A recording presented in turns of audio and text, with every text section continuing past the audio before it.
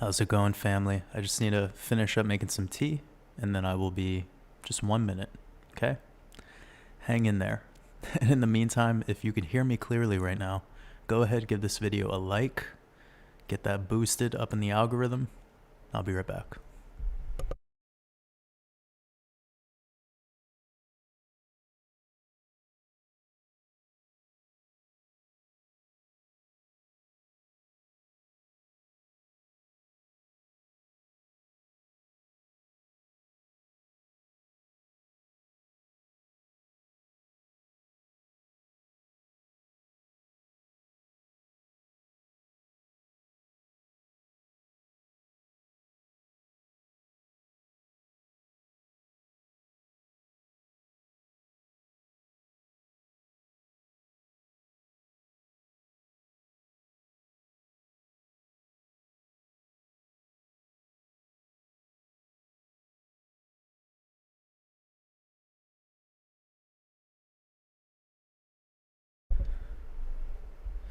All right, we're live, we're alive, we're light, we're love. 180 people.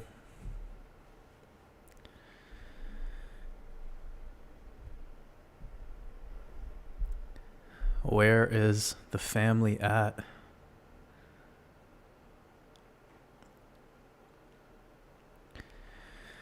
Got some different visuals this week, back to the OG visuals that we used to do quite often.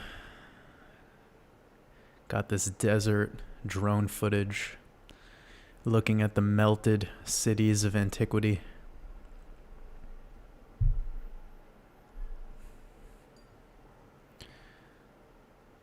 Spread some love in the chat. Let me know if you guys got notifications for this. I know this was very last minute, kind of bad timing as well, but it's the only time that I was able to do this live stream, so.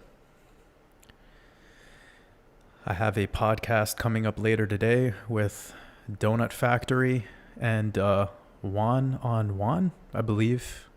So shout out. It's be my first time on that podcast, but I'm excited. I'm excited to connect with some different people and different audiences. And again, shout out to our brother Donut.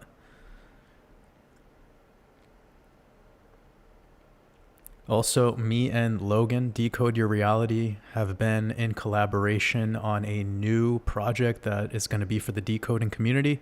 So I can't talk too much about it just yet, but it is a decode project based around numerology and his form of decoding combined with my form, and just kind of taking the Gematria calculator to the next level and bring something to the realm that we feel has the utility to enhance our ability to decode this realm.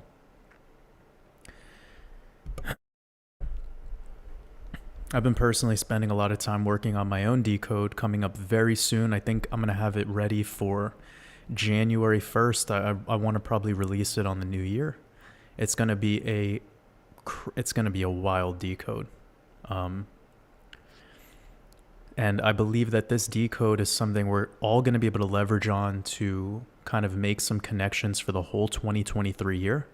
Similarly to the way that my decodes around Metaverse and the Year of the Tiger, the Chinese Year, and the Super Bowl, and how all of those important numbers came together to give us the key numbers for this year.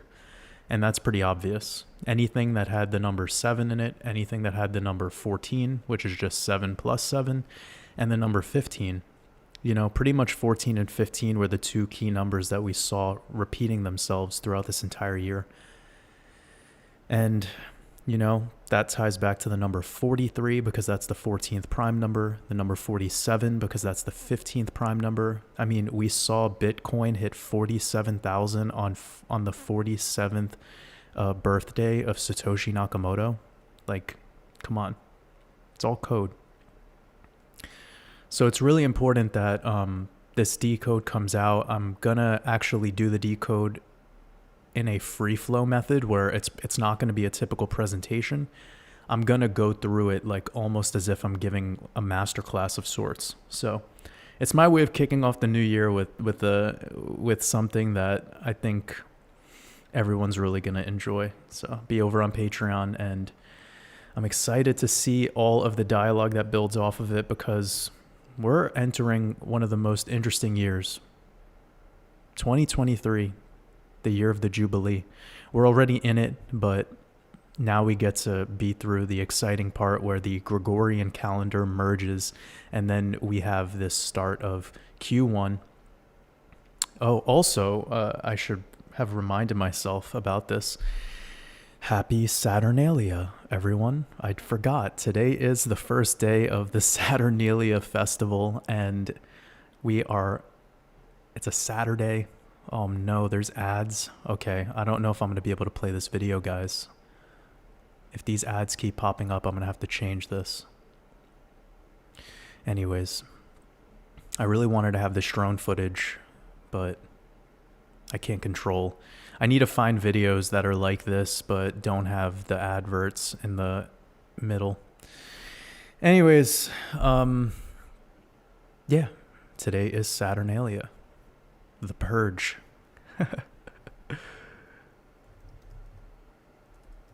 The purge, as some would call it. Public sacrifice. Good times.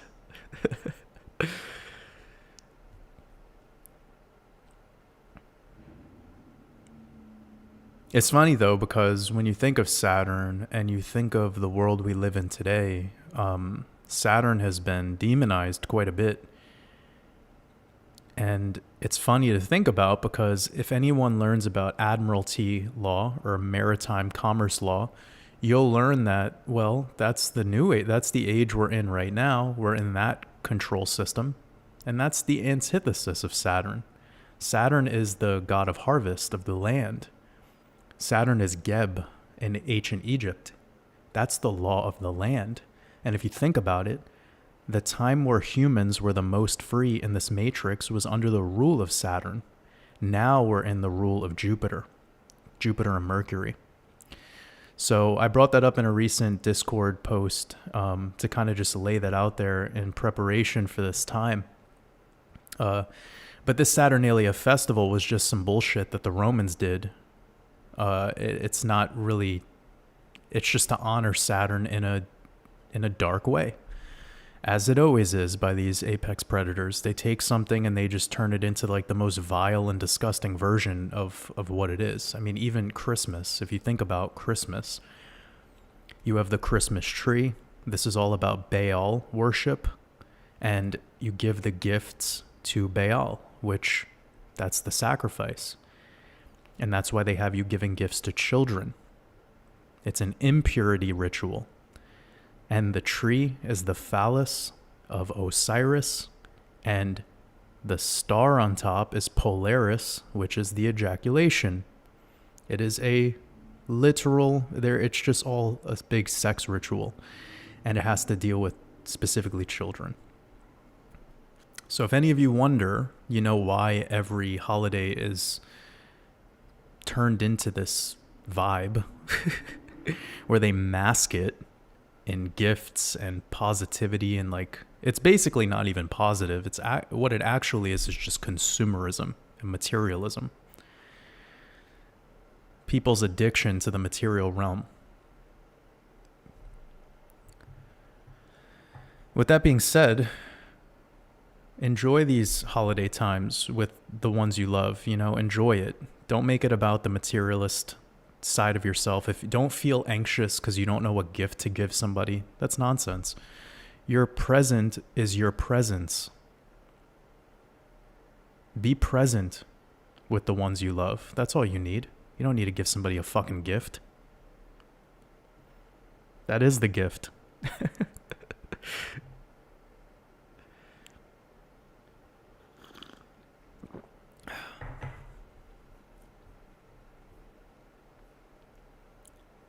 This is pretty interesting. If you read this part right here, universal phoenix wearing the pileus, which to me looks like doesn't that look like a tinfoil hat?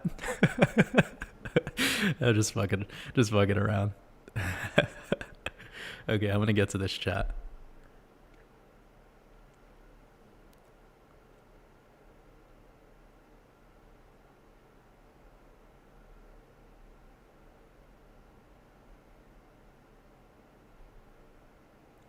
Seeker66, nice to see you, brother. Raz, Robert Jones, great to have you here. Alaris, love Stonks, appreciate you. Tintop, Satoshi Brakamoto, appreciate you, brother. Gonzo, great to have you with us. Shout out to the 3T Warrior Academy. I'm excited to be 10 days or so from now. I'll be on the Good Morning Crypto show with the 3T Warrior Academy. So I'm looking forward to that.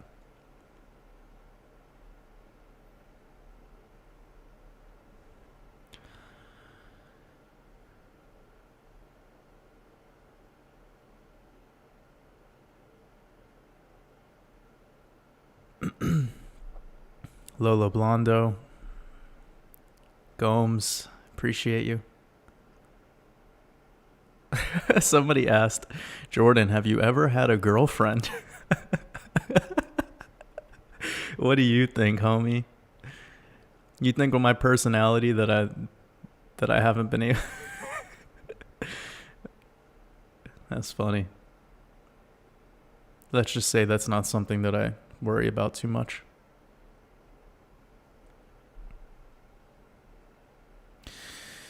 Jenny Smith, look at this advertisement. What the hell is going on? Okay, guys, I gotta get out of this shit because it's just gonna bother me, these ads. But I like these visuals too. These are amazing. Facile, sending you love, brother. Hope you're having a beautiful day. It was great connecting with you and Clementine and Monica, D Vortex, and everyone on the we were in a voice chat yesterday over in the expansion group coaching Discord. It was awesome. Spent about like maybe 2 hours talking in that. We have a couple spots open. If I know a lot of people have reached out to me via email, but we do have a couple of spots open for the expansion group coaching. And it's kind of just talking about a lot of these things that we talk about during the live streams, but more direct and specific to the members. The questions that are asked, and I address them, and we kind of build off of all of it together. But I've been dedicating a lot of my extra time, or shall I say, I've been getting rid of busy work and replacing it with being more involved in the expansion group coaching voice chat as much as I can. You know, I can't make so many commitments with where my life is at right now, but I'm doing my best. We do naturally have 2 meetings per month. They're about an hour. Sometimes they go a little longer. Zoom call, group coaching calls. And I love it. It's such a great time to have that space to discuss that with a small group, to just discuss all that stuff with a small group of people and work through some of these things that we're all experiencing, which are limiting beliefs, distractions, just motivation, being more self-reliant, and then the tips and tricks of the trade of health and wellness and mindset and manifestation. It's amazing to be able to talk about all that stuff in the expansion mastermind that I made, but in that setting and actually share our voices and our thoughts together. So I love it. It's an amazing time. Mike Phillips, sending you love, brother. Hope you're having a beautiful, beautiful day. Beautiful weekend, of course. Dustin said Marilyn Monroe needed Invisalign. Yo, right? I found that picture of Marilyn Monroe. She's totally a jackal. They're all jackals though, and this is something I tried telling people. Like, yo, this is important that we talk about this because when everything, okay, I don't want to jump around too much because it might confuse the shit out of people. So I'm going to go one stage at a time. But we know that I don't want to call it psyop because if I call it psyop, a lot of people are going to take it personally as if I'm attacking their hero or some shit. But like this shape-shifting lizard shit is a psyop. Like it's part of a bigger thing that is like, look here, don't look here. But what is really going on with these people in politics, these people that are like high level celebrities that we get to see them quite a bit, they're not lizards. They are jackals. They have a second set of teeth behind their original like front teeth, and that will start to come through. And it typically happens when there's adrenaline running through their body. It happens when they could smell blood. It happens when there's some trigger things. There's also some words that can be triggered. And anyone who knows about MK Ultra or knows about subconscious mind programming or any of that, like, you know that these trigger words are part of a hypnosis technique. So they go into a lot of these public settings by going through that like slight hypnosis, if you will, so that those teeth don't start coming out and their eyes don't start shifting. So the jackal eyes do shift. But what really is noticeable about them is if you look at their teeth, it looks like they have like 30% more teeth in their mouth, and they're sharp. They're super sharp, and they start coming out the back. They're double like layered, like a fucking shark.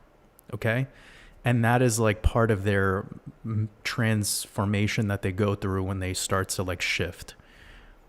But it's not like they literally start growing scales and a big fucking tail comes out of their back and like that. You know, like, I get why they push that psyop so fucking hard, but you can see the jackals. You can see it. Like, Anthony Fauci is a good example. Emmanuel Macron is a good example. Most of these politicians and leaders are a fantastic. Joe Biden, you could see their teeth and you know what they are. The other thing is a lot of them, as they get older, they have to start wearing a double mask. Like, they have to start wearing a silicone, like high level intelligence agency quality mask. And it slips over their original skin because their skin starts to deteriorate at a much different rate than ours does. They can't be exposed to sunlight the same way that we can. So they need to wear like, so you might have seen videos of Joe Biden where like around his neckline, he has like it, you could see he's wearing he's wearing something on top of his head. That's not his real skin.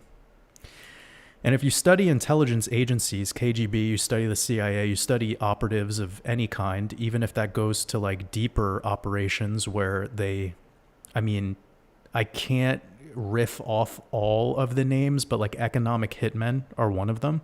And even through there, they have black ops that are compartmentalized where like this shit gets super secretive. But my bigger point is they can take off masks while they're in the middle of talking to you, and you would have never even known that they were wearing a mask in the beginning. That's how high quality this material is.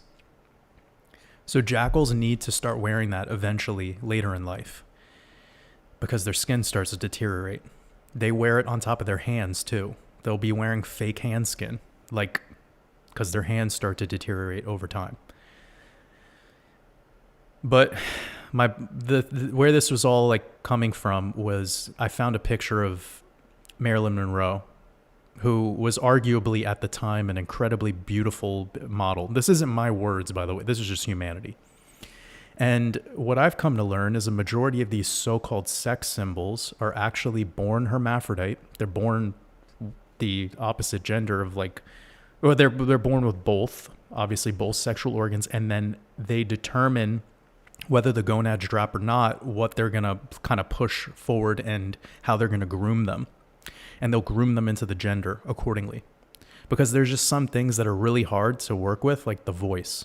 Like, obviously, if you're the higher testosterone ratio versus estrogen, you're going to have some changes in voice. You're going to have some changes in body structure, etc. I mean, this is just pretty obvious.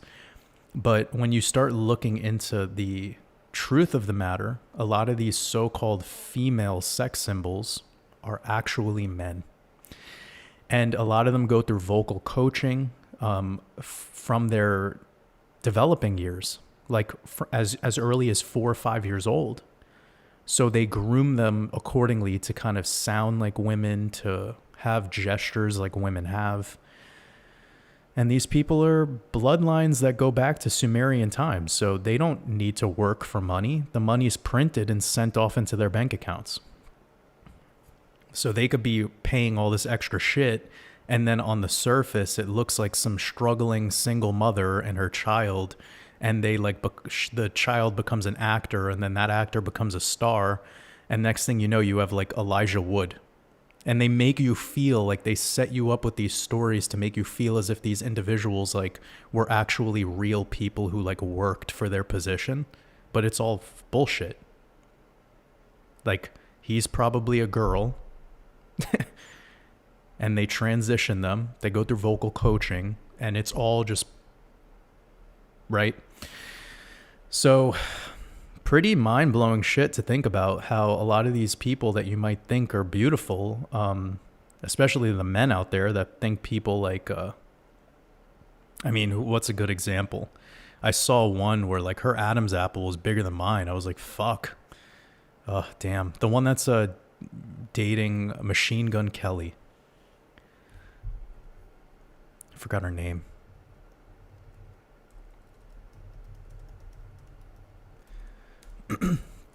By the way, we're just having fun on exposing jackals. We're not giving these people a prana. We're just revealing a deeper truth that maybe could save you from your prana being leaked to these. What is her name? Megan Fox.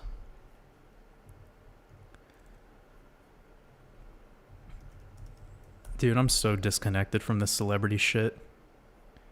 Yeah, this is a man.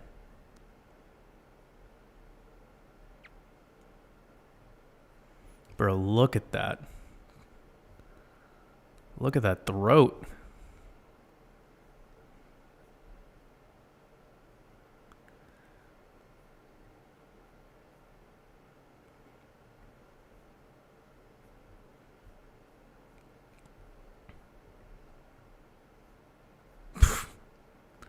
Looks like a fucking rattlesnake's gonna come out of her mouth. All right. Okay, I'm moving on now, but we're having fun. Marilyn Monroe was a jackal. She had like 50 teeth. Pretty wild.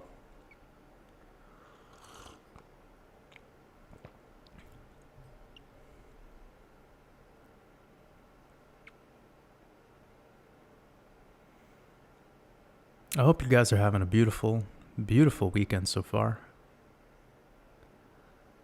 Buck50 says, is there gold in the Grand Canyon? Of course there is. There's precious metals everywhere.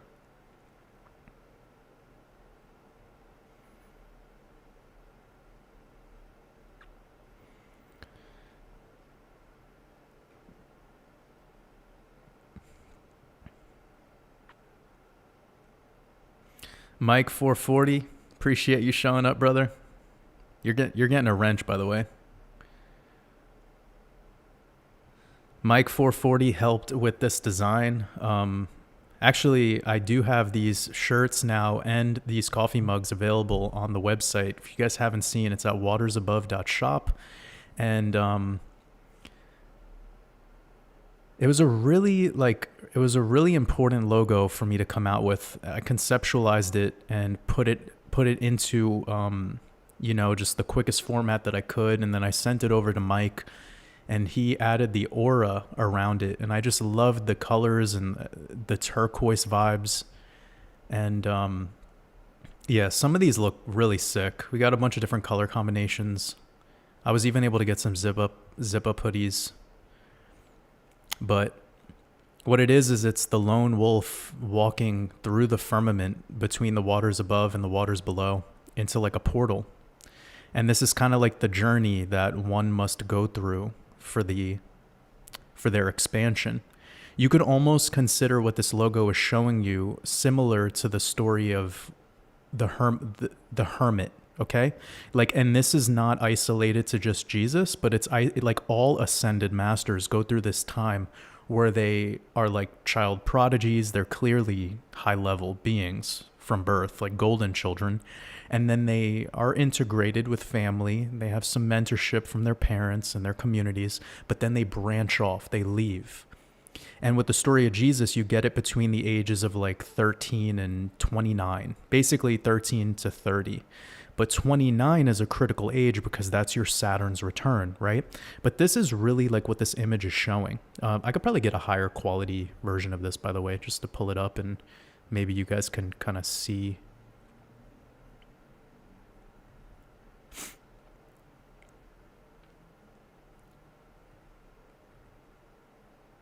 There, I think this might be a little cleaner for everyone.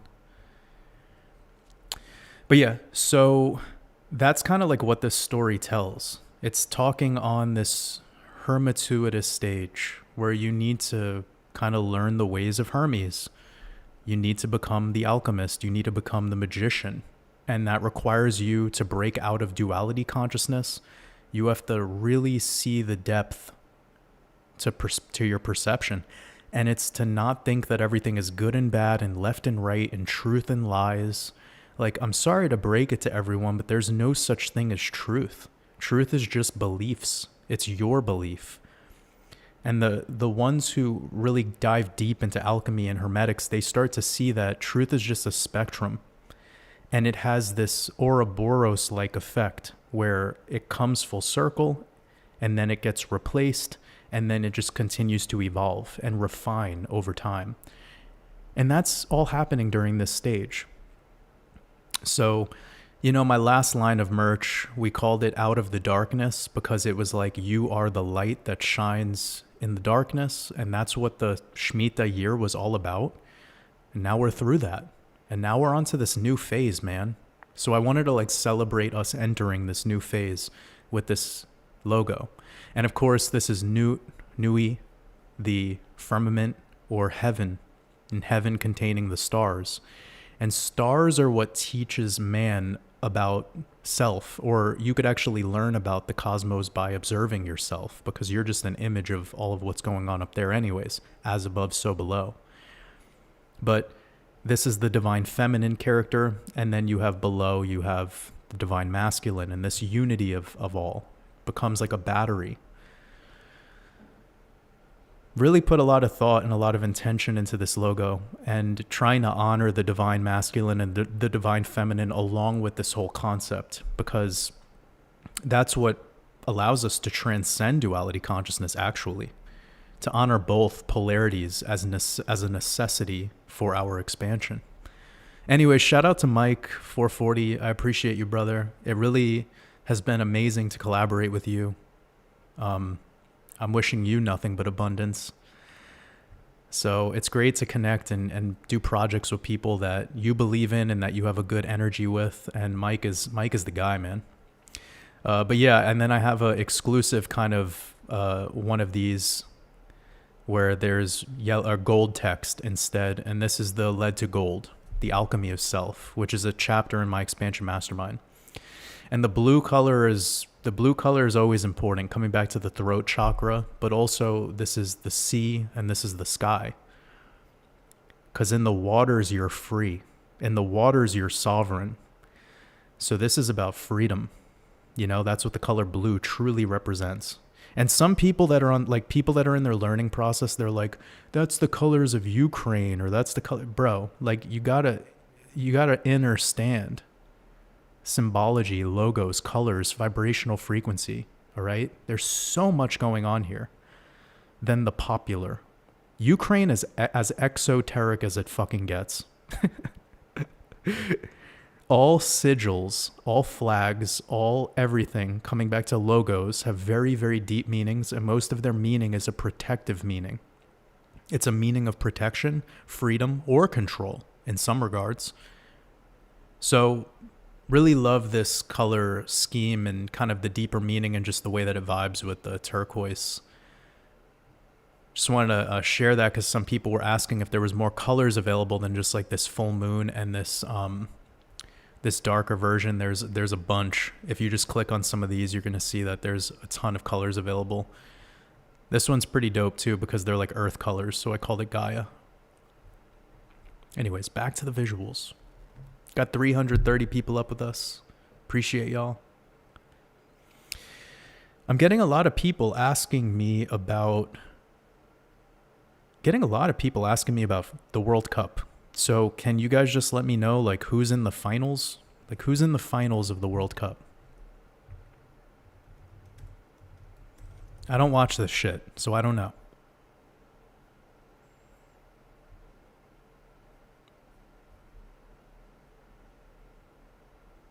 There's Argentina and France.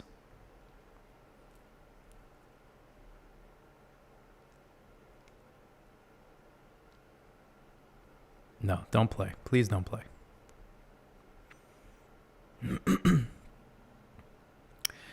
Lionel. The lion. The sun. Leo.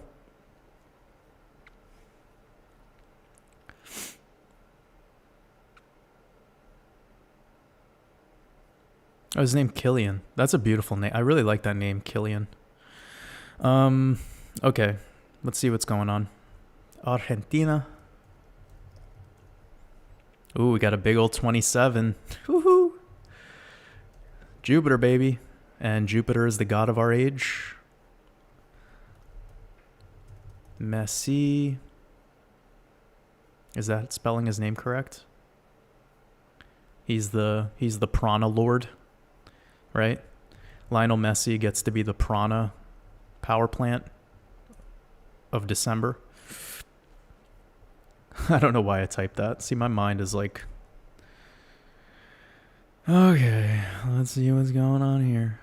He's wearing number 10, the 1 and 0, okay? So just think about this. He's wearing the 10, the 1 and 0, the binary, the computer language, computer code, programming language. He's born June 24th, 3 days after the solstice, after the summer solstice. Summer, lots of sunshine. His name is Lionel, or, oh yeah, he's even called Leo. I don't know anything about this guy, by the way, nor do I care to, but I've heard his name said so many times. Ooh, he's a tiny little chap. He's 5'7". Whew.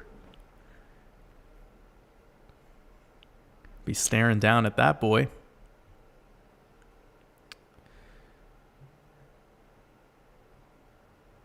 Oh, and he wears number 30 for his team. That's really important, man. Because water rabbit equals 30, and that's the year we're moving into. Gotta look for those. Gotta look for those codes. You guys are really fucking lucky right now, by the way, that I'm doing this. Because I don't normally... I don't normally, like, do decoding shit, like, live like that. But this, I guess, is... If we're getting down to the finals, it just gives two teams to consider. France gets the 24, and that's Jupiter too, man. Because Jupiter's zodiac logo is the 24. And that's the 15 is the 47. So they're probably going to lose. Because the 15 connections have all been negative this year. But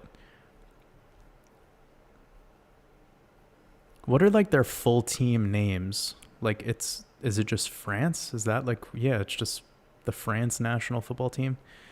Got a chicken. Rooster. That's important. When's the next year of the rooster?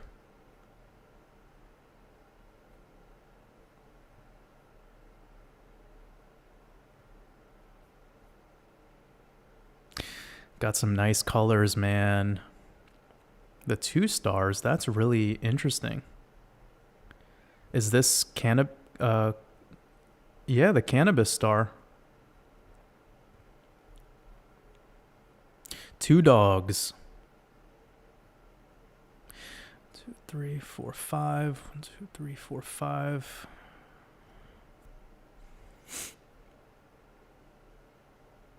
We got sky blue in the logo.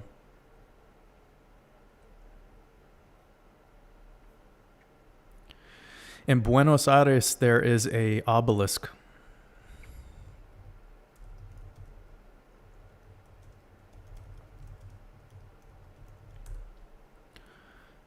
Got a nice old phallus of Osiris. So You know what they're about. God, this parasite has really taken over the world, hasn't it? And it left their mark. Le bleu.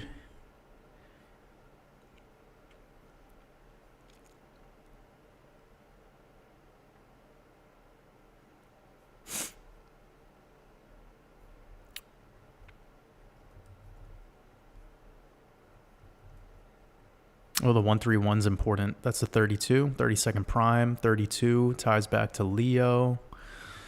32. We got 100 in Chaldean. That's completion.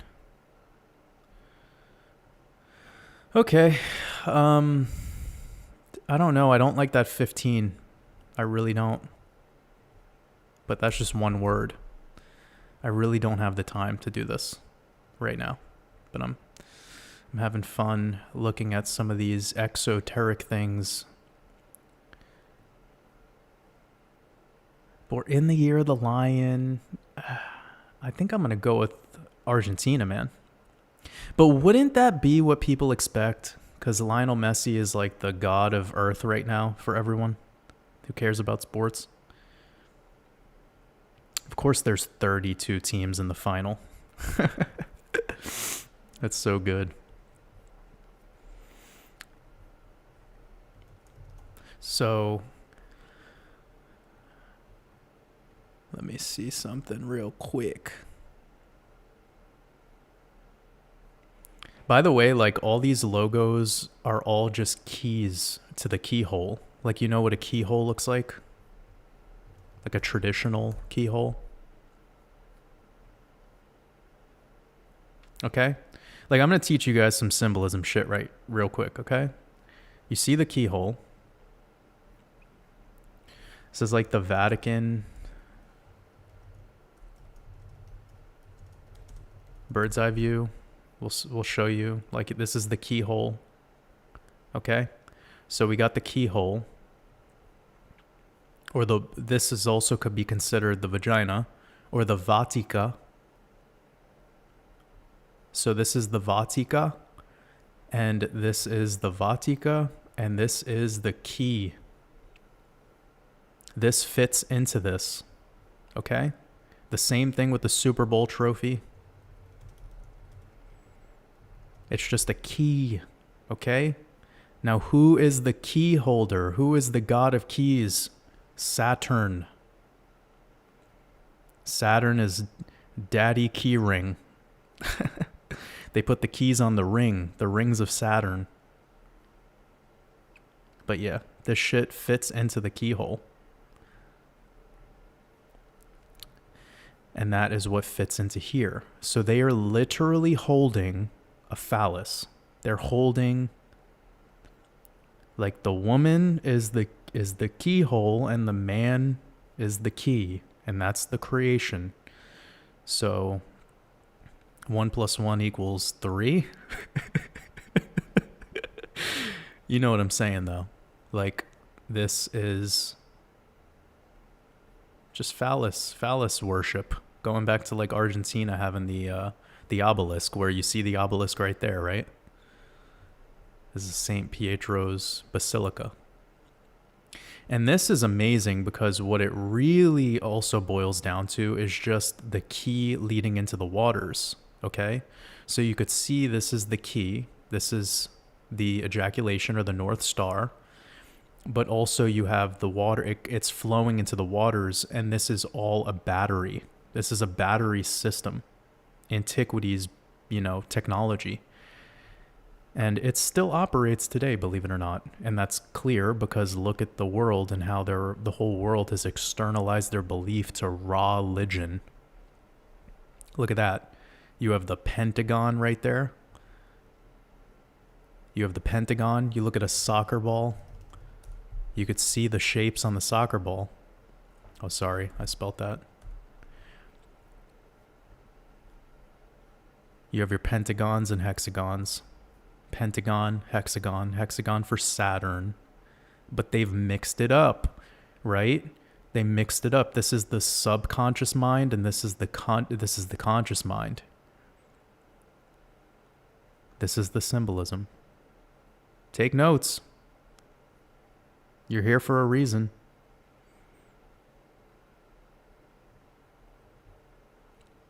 So there it is. They're just showing you. There's all this geometry here. This is probably a star fort also. This is another building that's clearly really important. All just energy tunnels. These are all just like energy flowing all into this.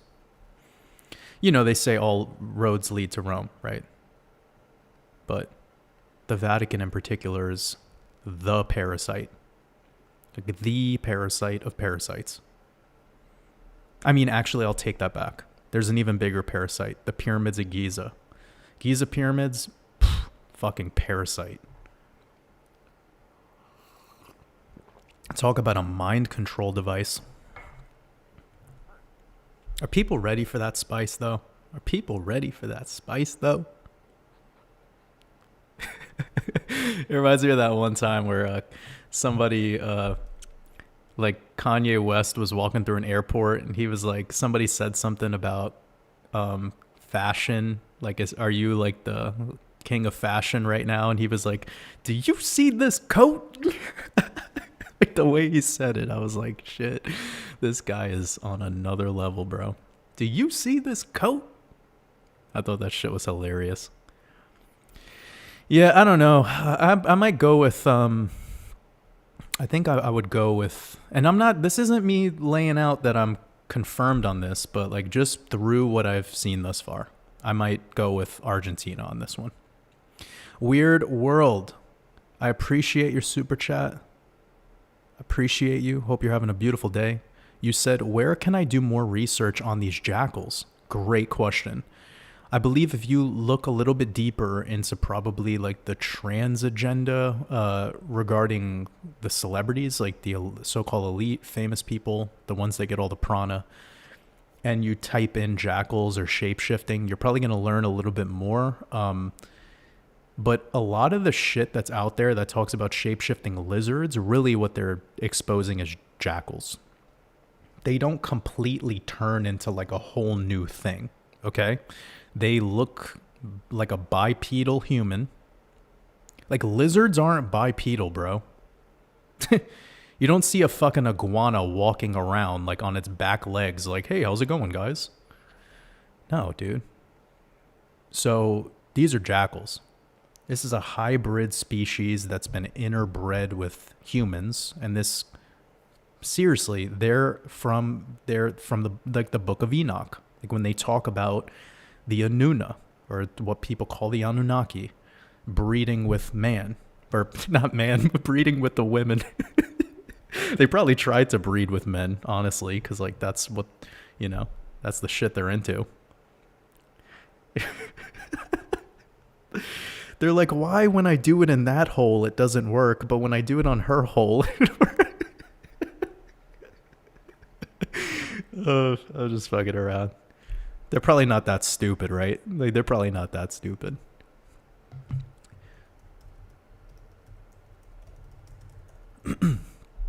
I think that's why these guys go through these humiliation rituals. Like, what's this guy's allegedly, look at this guy.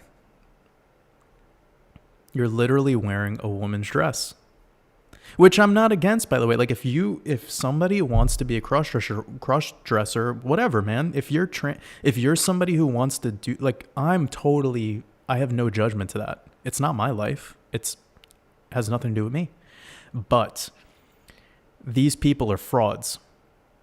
Like, they're absolute frauds. They're all born hermaphrodite. They're all, you know, and they're being pumped up by media to be these, like, what we should visualize as beautiful and attractive, and it's manipulating us, you know?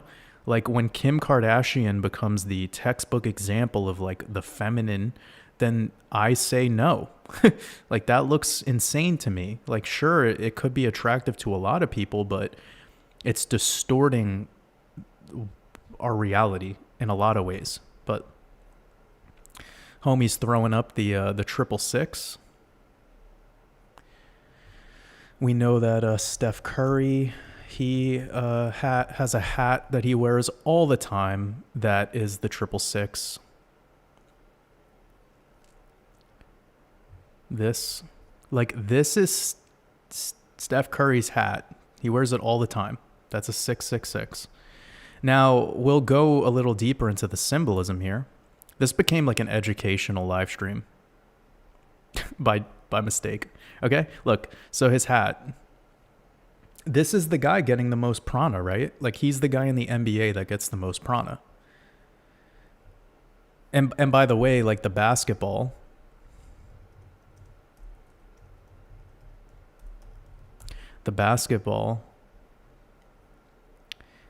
I'll show you if I could get a side image.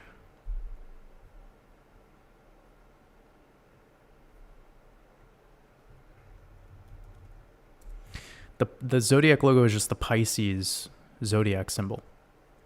Or the basketball, excuse me. So this comes back to water, right? You throw the ball into the net, like the net that is used to be a fisherman, and you catch the fish, and that's how you keep score. The fish that make it into the net. This is all going back to astrology. And they might not even fucking know, to be honest. I already exposed how baseball is just a Freemason ritual game. But that's one that I've yet to hear people talk about. Anyways, getting back to the 666, this is just carbon, 6 protons, 6 neutrons, 6 electrons. We're carbon-based beings. This is honoring the matrix. This is honoring the material realm. This is honoring the god of Mammon, which is the obsession with the material wealth. Not wealth, not abundance, but like the material wealth. And the hoarding of it all, and the controlling. So, he's wearing the 666. He's praising his god of Mammon. Not Satan. That's not about Satan at all. Jupiter is Satan. But he's throwing up his 666. I'm sure you guys see that all the time with these guys. And that's a mudra, by the way. This isn't an evil thing. This is a mudra. So it's just, he's connecting his pointer finger, okay? Show the fingers and the planets. It's the Jupiter finger. So it's the Jupiter finger connected to, some say it's the Venus finger, but it's actually Mars. Like, basically you're connecting Jupiter to Mars. All right? Now, you want to think about the symbolism here, family. You're liberating Venus, Saturn, and Mercury, but you're connecting together Jupiter, the pointer finger, what points, the magic wand, Jupiter being the leader the god of our age. And then you're connecting with Mars, who's the god of the older age, the god of the Old Testament. Fire. So conjoining these two together, it's a sign. These are the two most controlling things. And Mercury just kind of hangs out in the background as an influencer. But all symbols, man. And people want to go straight to like, these guys are the Freemason Illuminati, but they don't even know the fucking meaning behind what they're calling out. So these are mudras. Mudras are extremely powerful. The fact that he's holding it with his hand up is different than holding it below, or holding it near your root chakra, or holding it near your heart chakra, or holding it up to your throat chakra. It will create different effects. Holding your hand outward versus holding your hand inward creates a different effect. We are a walking technology. The human body is like an antenna system. We're technology. And the ancients knew this. And when they cover their eye with this, where they hold it over their eye, that'll be the last thing I say. Let me make sure I haven't missed any super chats. I really appreciate you all. Got about 400 people with us.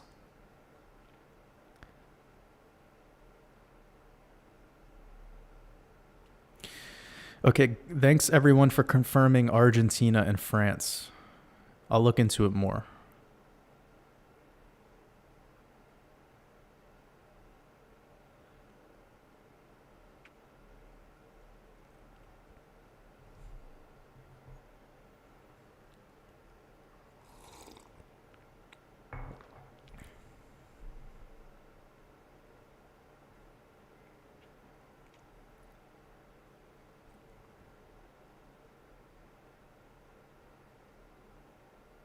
I'm just looking through some. I'm not really seeing too many questions.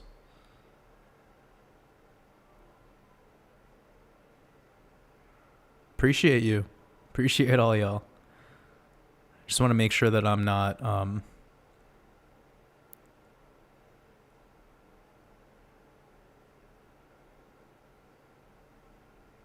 Red Bull Vodka is mentioning something about said alphas are over 6 feet. Messy as a dawn. I met so many nerds and dorks over 6 feet, programming at its finest. Well, yeah, I mean, Red Bull Vodka, there's a lot that goes into sexual, like the instant attraction that women have to men. But being over 6 feet is one of them that could make up for a lacking feature. And I'm not saying for every single woman. And obviously, when I'm speaking to this community, we're talking to like the ultra conscious. We're talking to women that are much more selective, you know? So if we're talking like women at clubs, like nightclubs and just general people, if a guy has a less symmetrical face, but he's 6'2", just the fact that he's 6'2" could actually substantially make up for the fact that his face isn't as symmetrical. But if he has an incredibly symmetrical face and he's 5'4", well, then he's going to miss out on a large percentage of the pool just by default, because a lot of women don't want to date a guy that is shorter than them. So naturally, most men are between like 5'7" and 6 feet anyways. That's like the pretty average height for most people, unless we're talking about like specifically a specific geographical region. Like I would assume China by default probably has shorter. And then if we go to Scandinavia, like Norway, Finland, you're probably going to get a slightly tall, like your range will be shifted up like an extra 2 inches. Not to say that beauty has everything to do with height, but it does have a lot to do with selection. Now, if you have status bypasses all things. It bypasses money and it bypasses looks. So, dude, Lionel Messi has status. He has way more, like Cristiano Ronaldo. Like that guy's not attractive. Like his face isn't symmetrical. His teeth are fake. His hairline is fake. He's had so much cosmetic surgery, but he has status. So he walks into a room and he's the selector, not the women. Status gets to select. But if you don't have status and you have a ton of money, that could help. But then it's going to be more about things like height and face symmetry and the cadence of your speech and the delivery. Like that all goes into it. Being instantly attractive without, I don't know, are we turning this into like a relationship or like a how to win a woman over? I didn't mean for it to turn into that, but maybe that could be stuff that people are interested in talking about more. Who knows?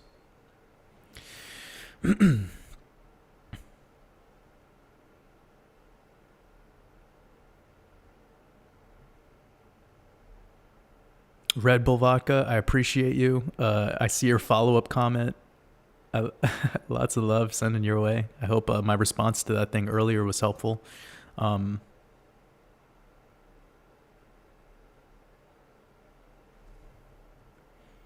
Oh, Miriam brought up a great concept. The fact that the Pope is from Argentina and the Pope's birthday is today, right? Papa Francesco. He's a Jesuit Pope. He's like the alleged first, even though that's bullshit because all popes are Jesuits. But yeah, today's his birthday. On Saturnalia. But yo, we have a discrepancy here, right? Like if you guys think about this from a decoding perspective, his name, so he's Argentinian, right?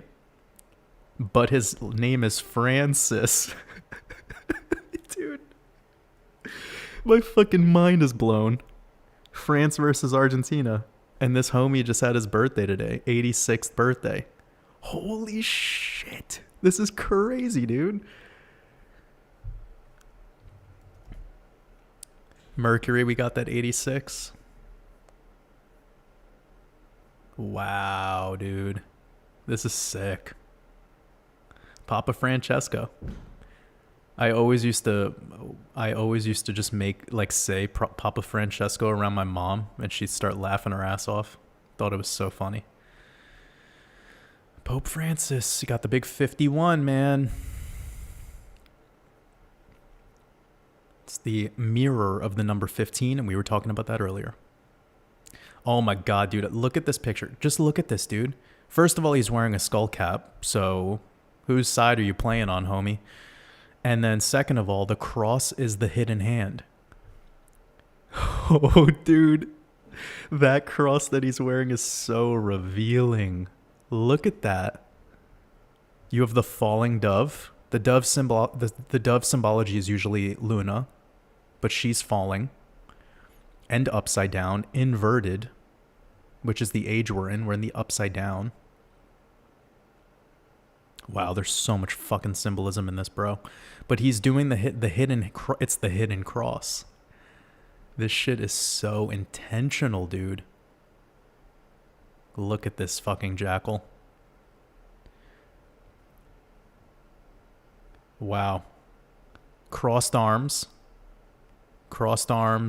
Probably holding, damn, I wish I could see. But you know what I think this thing is holding? The nails. And in the back are probably cattle on one side and goats on the other side. You have the Taurus and you have the, I mean, you wouldn't necessarily just go straight for Capricorn, but you could think of the goat being really important in all of this, in this age, in this new age. Got the bull, the Taurus field. Wow. Yeah, hidden cross. Good job. White Pope. He's the White Pope, by the way. He's the guy they give you. And then we have a Pope, Black Pope in the background. The subconscious mind part of that. Sorry I X'd out, but just look at the logo. Like, remember what I was telling you guys about keys? You got the keys here, crossing. It's all symbolism. The fish hat. The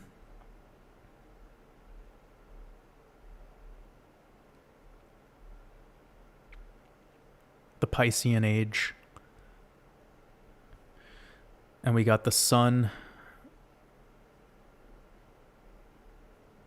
And this guy's always like kissing babies, by the way. Like, this guy's fucking disgusting. I don't even want to do it. Like, I don't even want to type it in during this live stream, but you could go research that. That guy's a fucking creep.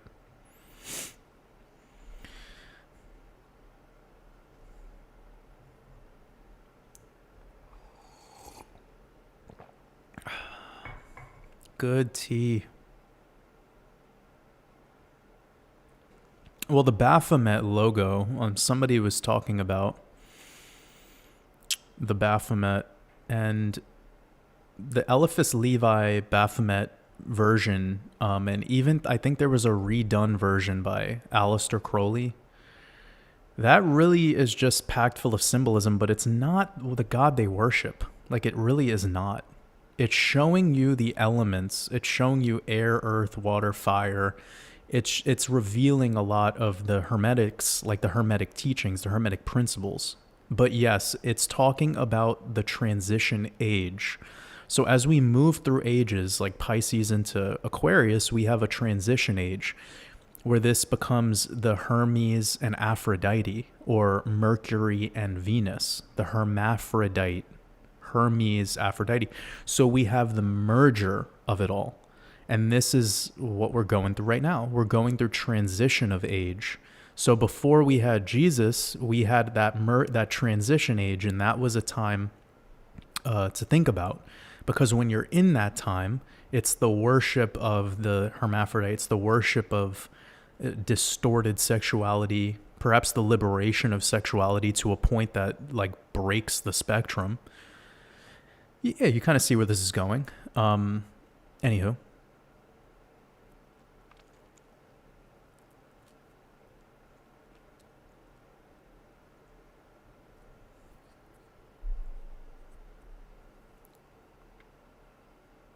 George B., I appreciate your super chat, brother. Hope you're having a beautiful, beautiful day. You said, how do you think quantum computing will affect the future? Well, it's already here for the most part, right? Like, I don't really look at, you know what I will say, George, and I think this is probably the best answer I could give to that. we're in a noticeable shift of energy. And in this shift of energy, we're going to be seeing a revealing of a lot of things that'll, like, all of the symbols, for instance, will start to make a lot more sense to you over the next like 5 years. You're going to start to see things and decode it live action, and it's not going to have dominion over you anymore. It's not going to hold power over you. Now, that is how you break free from, that is part one of well, I'll say there's many stages to breaking free, one of which is getting out of duality consciousness. So get out of this right and wrong and good and bad and truth and lies bullshit, step one. Then transcend into this being able to decode the symbolism, because the symbolism is programming your subconscious without, like, while you're completely unconscious to it. That's really powerful, because that will motivate and dictate those behaviors you have that could keep you from manifesting abundance, that could keep you in those lower vibrational frequencies and the lower chakras. It could keep you from accessing your abundance. Now, being able to see that these symbols are there and not judge them anymore, but just know that they were there and now they no longer have power over you. The sigil magic no longer has power over you. When that moment kicks in, that's where things really start to shift, because all of your interaction with not only humans, but the symbolism, all of the architecture that surrounds you, all of Mother Nature, all things, your relationship changes with all of those things. And as your relationship with all of that changes, your frequency will start attracting beings that are operating at that frequency. And you're going to start to see more quality enter your life instead of the quantity, which most people in this age are just addicted to. We want more. And we feel better when we have more. We feel better when we have more stuff. We can't even let go of, like, I know people who judge hoarders even though they can't go like a week away from their own home, because they'll start to miss items that they have in their house. Or they can't even imagine selling something they have because it has some sentimental connection to something. Like, gotta graduate from that shit, man, because that's ownership addiction. Like, a big issue with humans is we think we have ownership of stuff. But guess what? Like, you don't own shit. You don't even own your body. I mean, that's the closest thing you have to something you own. But even that is going through an alchemical process that controls you more than you control it. And I could prove that to you. You drink a bunch of water and you need to take a piss. Let's see how quickly you need that bathroom. You know? Like, you're a slave to your body because of stimuli and because of the involuntary reactions and processes of things going through you and needing to exit you. So this is all a bigger lesson in the part of our expansion. You know, break through duality consciousness, then start to decode and not let that sigil magic have control over you. And then that will change your relationship with all inanimacy and all the sentience. And now this newer you has a new relationship connection with all things, raising your frequency. You're going to start to attract things on that frequency. And it's all just part of this process. You know, it gets stronger and stronger. That right there is going to make you less of a materialist. It's going to make you pack lighter. You're going to be you're going to pack lighter as an individual. You're going to be able to look around at the mess that you have in your life and go, you know, do I need 3 air fryers? Do I need an extra mattress just in case this other, see, when humans get bored and have a lack of purpose and a lack of sense of like self, you know, they just buy shit. They just consume. That's why most people are overweight. Most people they're over everything. Everything is extra. And it's going to be difficult for a being to transcend if they still have a sentimental connection to a fucking postcard. It's a piece of paper, man. Like, people just have file cabinets of nonsense. And like, I challenge people with these ideas because that's how you get your freedom back. Like, the closer you get to where it's just you and your own body is the closer you get to the physiological freedom of mobility, of being able to take care of shit when things get spicy, you know? So if a moment like the C scam ever happens again, if you're packing light, you're going to be able to be on the move quick. You're going to be able to respond instead of when you're in a house full of shit and you have so much stuff, you have to react. You can't respond. Just like that, those tiny little things. But that's tertiary. That's not nearly as important as breaking through duality consciousness and becoming one with all.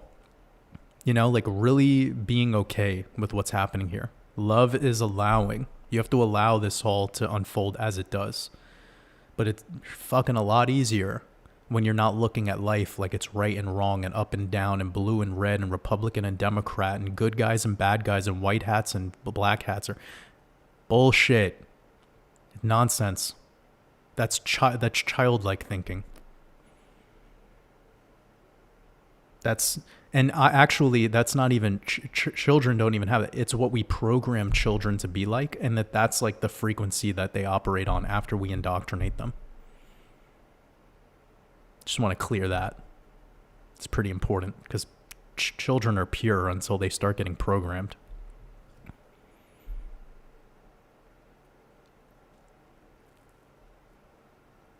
So George, the long and like to summarize the answer is whatever technological breakthroughs we have, whatever growth we have in that sector, you know, I think that there's going to be that is going to separate the real ones from the ones who are, you know, just absorbed by that mark of the beast. And I talked a little bit about this idea of the mark of the beast on the last voice chat with the expansion mastermind group. So I'll share the idea, but I just got really over people trying to tell me that the mark of the beast is like a vaccine with a QR code. That's not the mark of the, you know what the mark of the beast is? It's your passport. It's your birth certificate. It's your social security card. It's your tax identification number. It's your 401k. It's your superannuation. That is the mark of the beast. It is making paperwork that allows you privilege, which is another form of slavery. And that has everything to do with admiralty law, maritime commerce law, where the fiat system is what runs the world. So the mark of the beast is paperwork that allows you privileges to your so-called God-given rights. That's the mark of the beast. It's not crypto, blockchain, QR code, vaccine, none of that. And I know that really makes people like, it makes their temperature rise. Because they're like, Waters, but like I want it to be something new. It's like it's nothing new under the sun. Your slavery has been here since the moment you got out of your mother's womb. When you were delivered through her waters to the dock man, we call him the doctor, with the white lab coat. He's the clouds above. You just got through the waters below. And now he's taking you, fucking putting ink on your foot and on your hand, shooting you up with some death serum, throwing poison in your eyes, preparing paperwork, and that's your mark of the beast. It's the process of taking an individual and giving them paperwork that is necessary for them to even facilitate access to other paperwork. Because if you want to get a passport in America, and I would assume it's a similar system in a lot of the world by now, because the whole system's controlled by the same organization. It's all globalism. If I wanted to get a passport, I need to have other forms of identification. So that's interesting. And it shows you what the true mark of the beast is. You can't even have a bank account unless you have this paperwork. So you're trying to tell me that I can't even keep my fake money in your fake fractional reserve banking system unless I have some fucking paperwork that has my barcode on it And then I have a bunch of woke, semi-spiritual people trying to tell me that the mark of the beast is something that's coming soon. Like, bro, wake up. Wake up, fam. I know. I'm like the mother at 6 a.m. when you need to get up for school, and I throw I steal your sheets from you. And you're like, Mommy, I'm cold. And I'm like, get the fuck up. It's time to go to school, kid.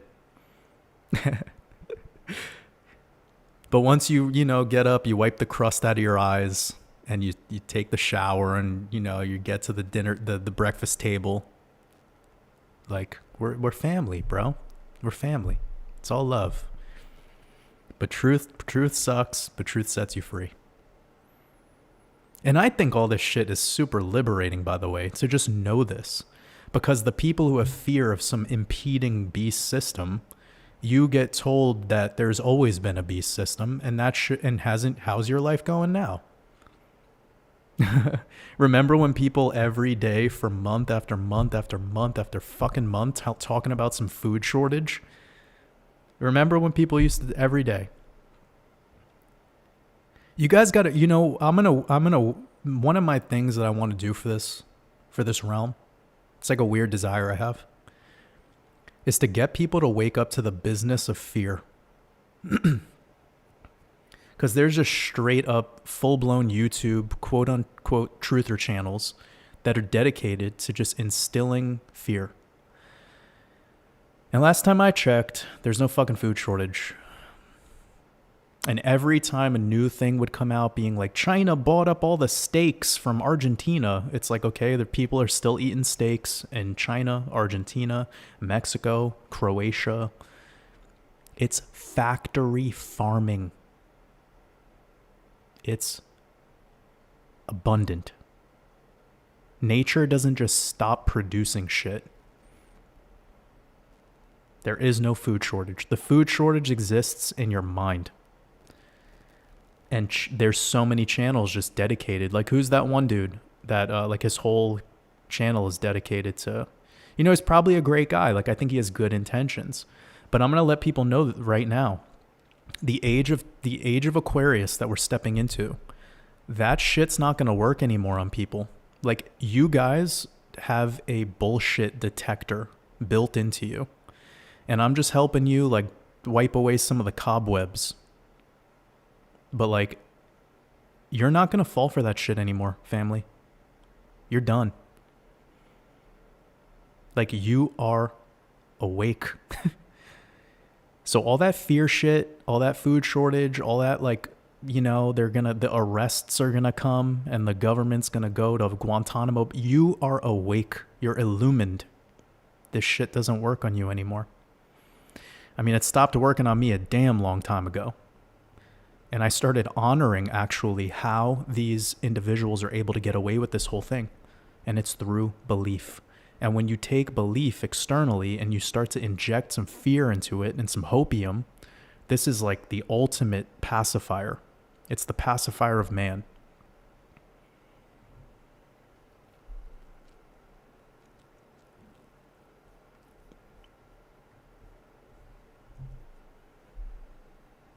That clear pill needed to be shared.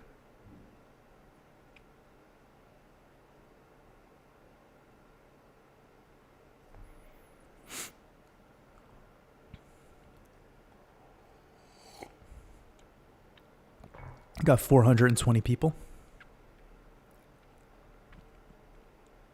Kenny Powers says China has some of the tallest people in the world. That's true. I've heard that that tumor that could happen on your pituitary gland, Kenny.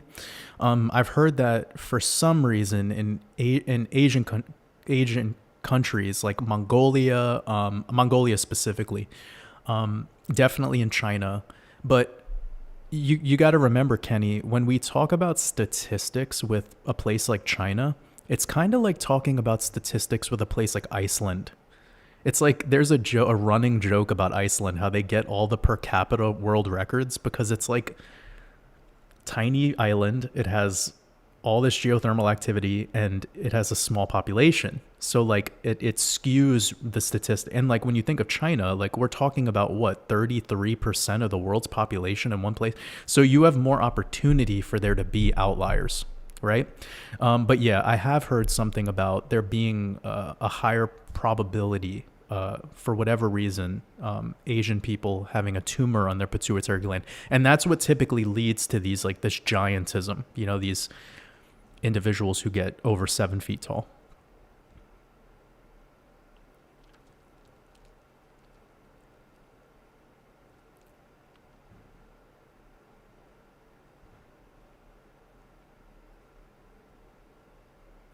Abe Adamov 333. Much love, Jordan. Truly love and appreciate your insight and points of view. Incredible teacher. Learned so much from you over the past couple years. Bless you. I appreciate you. I'm sending you lots of love, Abe. I hope you're having a beautiful day, brother. Brent Thomas asks me if I was named after Michael Jordan. Yeah, actually I was. My dad was a huge Michael Jordan fan. Fun fact.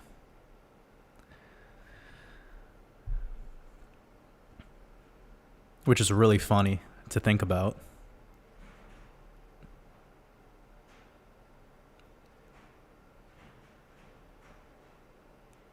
Cordy G says, I love hearing the relationship stuff. I need it, to be honest.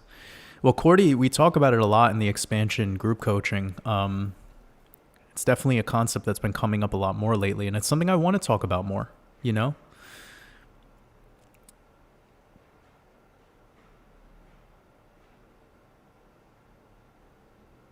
Anna, appreciate you. There's pyramids all over the world. There's pyramids in the Grand Canyon. There's pyramids at the bottom of the Atlantic Ocean. There's pyramids in all over, man. Pyramids in Canada, pyramids in Antarctica. There's pyramids everywhere.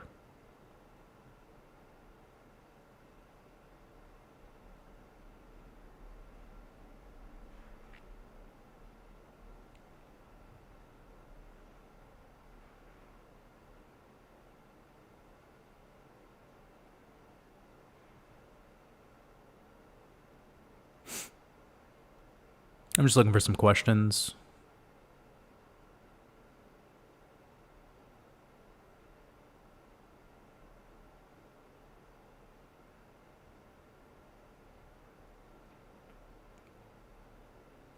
Joseph Williams says, what's the meaning of the crossed arms? So we're going to get into that. It has to do with the crook and flail, and it goes back to ancient Egypt. So I hope that our brother Joseph William is still with us so he could hear this. But yeah, it has to do with the crook and flail,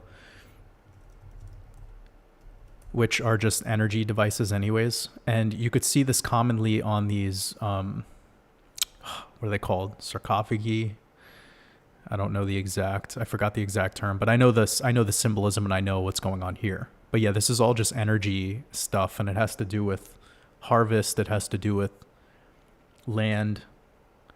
I mean, you could just consider that this is almost like a whip, and this is the hook, and that's how you control, right? That's how you control either the animals or you control the humans. But yeah, the crossed arms come back to this death ritual in ancient Egypt, and that's the skull. That's what we get later, like much later, with Skull and Bones and the crossbones, which is amazing, by the way, with Gematria when you do skull and crossbones. You get 223 English ordinal. Like, how amazing is that? That skull and crossbones equals 223, which is the mirror of 322, and that's their logo. Like, Gematria is amazing, man. It really is. But a lot of this stuff that deals with skulls and bones and death symbolism, it comes back to literally the Grim Reaper, and the Grim Reaper ties to, I'm just making sure I'm not missing any questions, but the Grim Reaper ties back to Saturn. And this makes a lot of sense because Saturn, or Geb, Kronos, is the land, and the body or the bones get buried in the land. right? But what I was showing you before with the crook and flail, that was Osiris. Like originally. OG.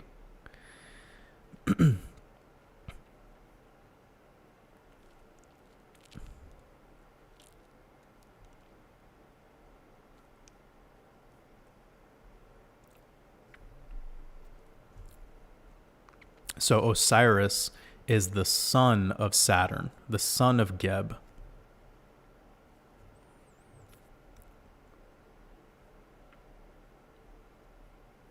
It's amazing. I love learning about Egyptian mythology as well, because that's what it all comes back to.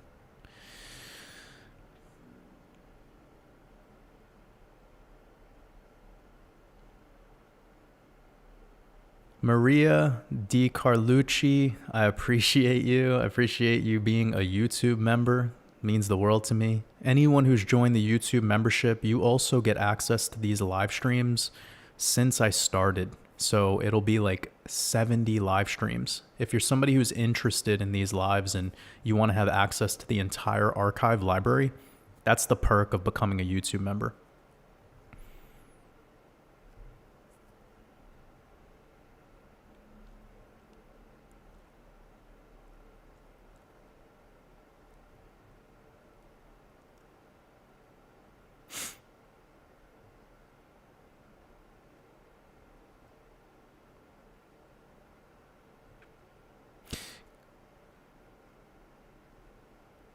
Well, I'm glad that you guys found the Jackal topic interesting. I would love to talk about it more in the future. It's something that I've decided to not dive too deep into, because I kind of already have I know, anyone who's a celebrity, anyone who's famous. Like, every time I see one of these celebrities, especially women, I know they're men. Like this individual, I know she's becoming really famous. Like, this is a guy, dude. That's a man.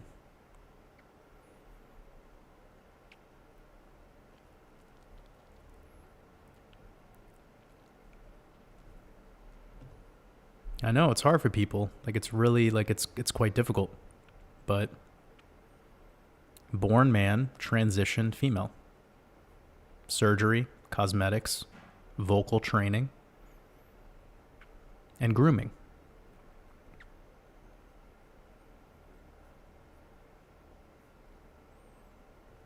And tons of fucking makeup. Anyways. But yeah, the Jackal thing is just, it's quick. You just make a very, like, I know it's not good to assume, but to save your prana, sometimes assumptions are great. Anyone who's famous on the world stage is one of them, and they choose specifically people that have gone through a ritual, and they need to have been born either hermaphrodite or sorry, losing my train of thought.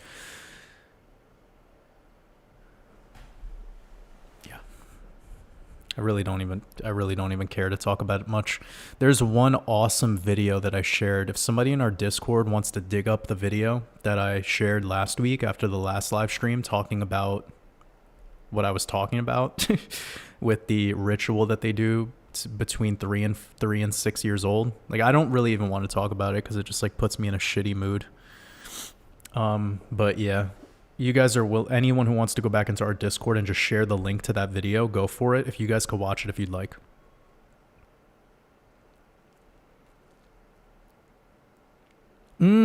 Maxim.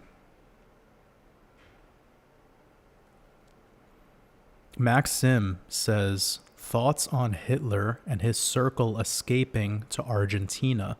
That's really interesting that you brought that up. So anyone who's unaware, there was Operation Paperclip, and during that time, a bunch of National Socialists allegedly escaped Germany and did not attend the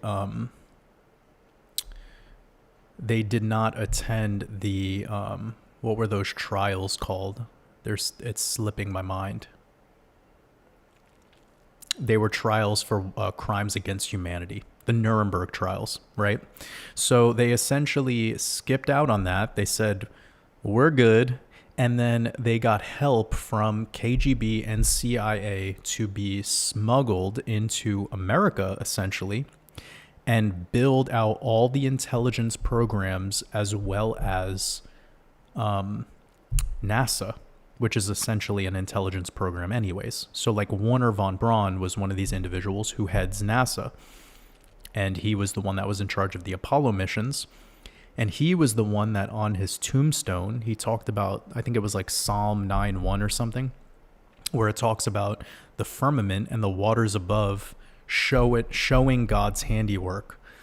So that was a huge influence on me looking more into Genesis and this idea of the firmament, the waters above, etc. But anywho, Dr. Mengele went on to go to, I believe it was Los Angeles, and then kind of post up in Atlanta, Georgia, where we have the CDC and a lot of these mercury-based parasite, globalist, so-called health care industries. It's all bullshit. It's sick care.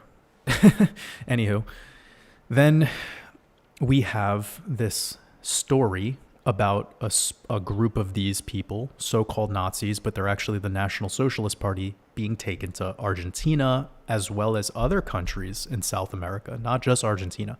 But there's a story about that, and one of the people that were involved in that smuggling was Adolf Hitler, allegedly. Now, this is an interesting story to talk about because I believe that if I was to get into it, it would be better to get into it after people watch Europa: The Last Battle, which I don't even think really touches too much on Operation Paperclip. I mean, maybe it does, but it touches a lot on the World War I into World War II and Europe being a big part of this globalist agenda that unfolded with the Bolshevik Revolution, and it exposes the real parasite behind all of this, which is the Bolsheviks, which practice the Talmud, which the Talmud infiltrated the Torah.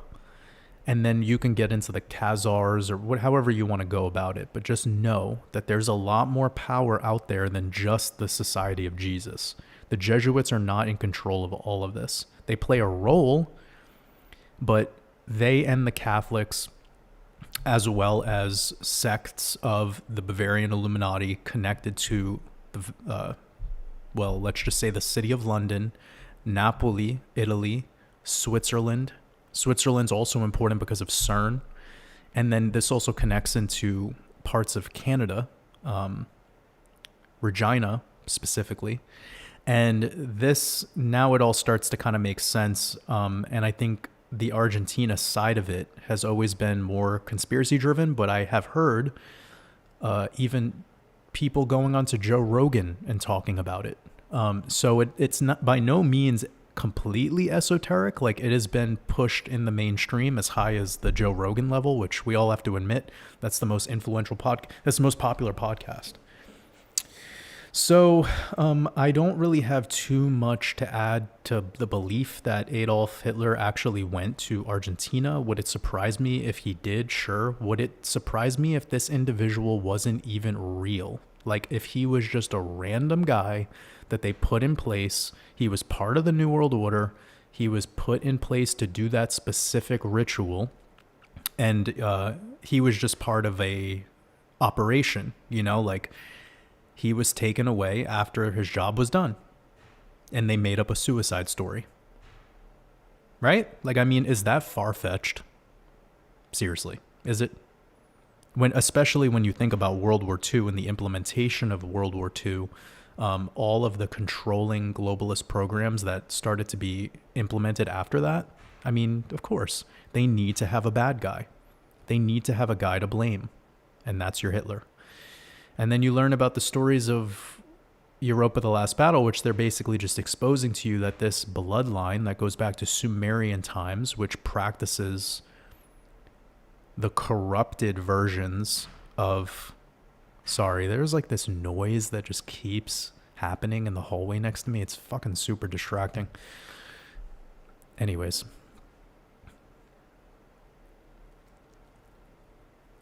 Yeah.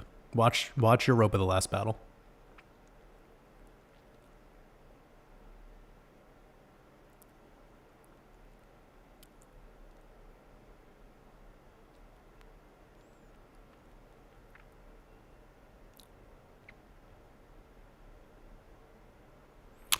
Oh, good question. Kalai asks, are tarot cards part of their symbolism? You betcha. Tarot cards play a big role in all of this. And when we talk about tarot, I'm not going to put too much of my input into specifically tarot, but I would like to talk about this form of the tarot deck called the Sola Busca tarot deck. This is one that very few people know of, and I believe the decoders in our community might have fun with it. So this is what I can offer. I mean, holding the fasci, this is all symbolism going on here. And the symbolism in this is much more grandiose than what you get on the tarot deck. Now, the tarot cards have power for sure. All paperwork, like I'm about to share a serious pineal buster right now for all of you guys. We're in the age of tree worship because we're controlled by Mercury and Jupiter right now. Those are the two powers.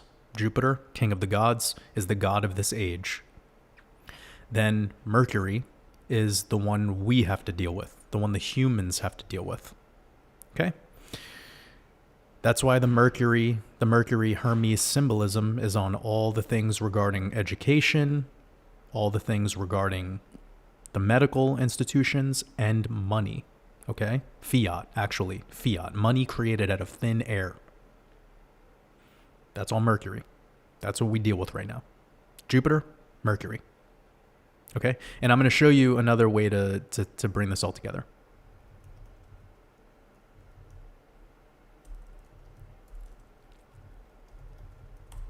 Because we were showing you this earlier. This fingers and how each one is a planet.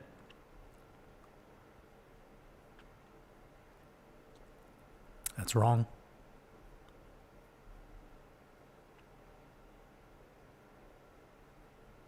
Okay.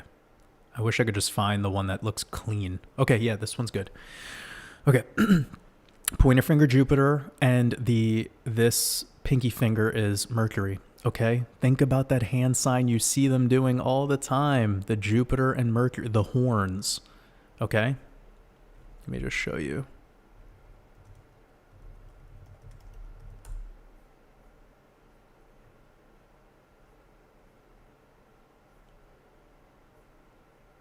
There you go. And they have the thumb out too for Mars. So you see they're holding, like, why are these holy men, so-called holy men, holding up this hand sign? This is not Satanism, by the way. This is stupid. Yeah, people are so inaccurate because they don't know the symbolism.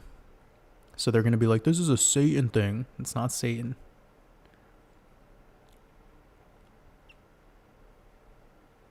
I mean, Jupiter is Satan, but it's also Mercury, and that, like, we're going to go deeper here. Anyways, you get the picture. It's a low resolution, but you could see. Just disregard this bullshit they're talking about up here because it's nonsense. And they're holding it outward, and like I taught you guys, that's an important thing to note.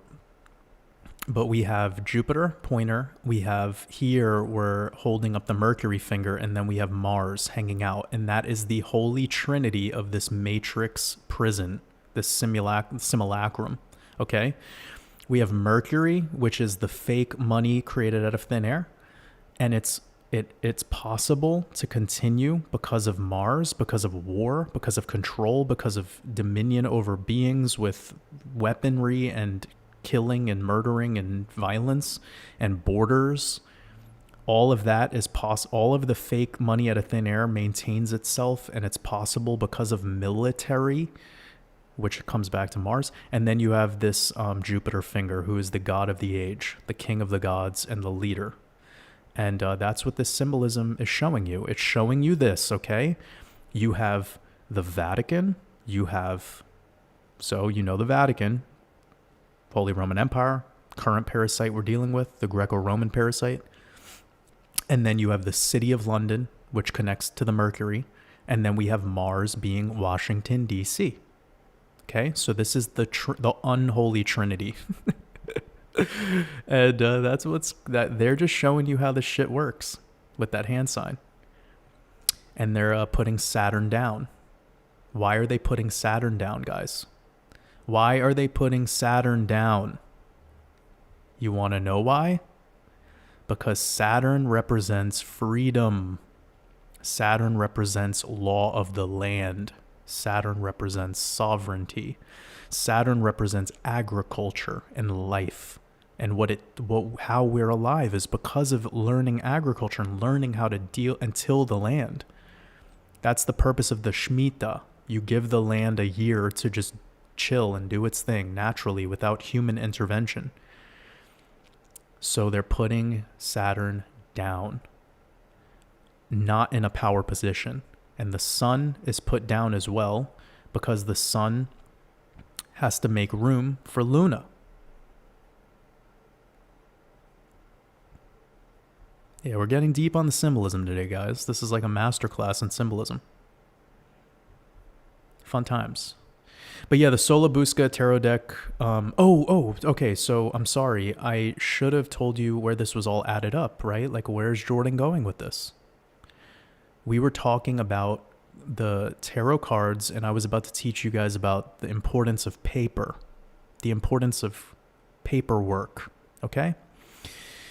Jupiter, one of the most important connections we have for Jupiter is the oak tree. The tree. And I was telling you guys about tree worship and how that's what we live in right now. That's why that movie Avatar, they show you the mother tree. Okay, we live in tree worship. Yggdrasil. They talk about the tree of knowledge and the tree of, right? Got the tree of good and ignorance, and you got the tree of, now I know what God knows. The serpent, he tricked Eve. Did he? Did he? God, I love it. So Jupiter is connected to the oak tree. Okay, this is all tree worship. Money gets printed on paper. Paper. Fiat. Bullshit. Money out of thin air. It's on paper. So when I was asked about the importance of symbolism with the tarot cards, I was trying to get into this idea that anything that's printed on paper has power. Making the calendar, turning time into this sheet with a bunch of boxes and squares, and then you cross it out at the end. That's the end of the day when you die.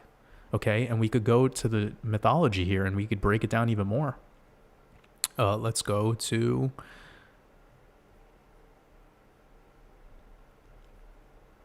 Okay, so Silas or Uranus, his parents were Ether and dies. Huh. That's where we get the word day from.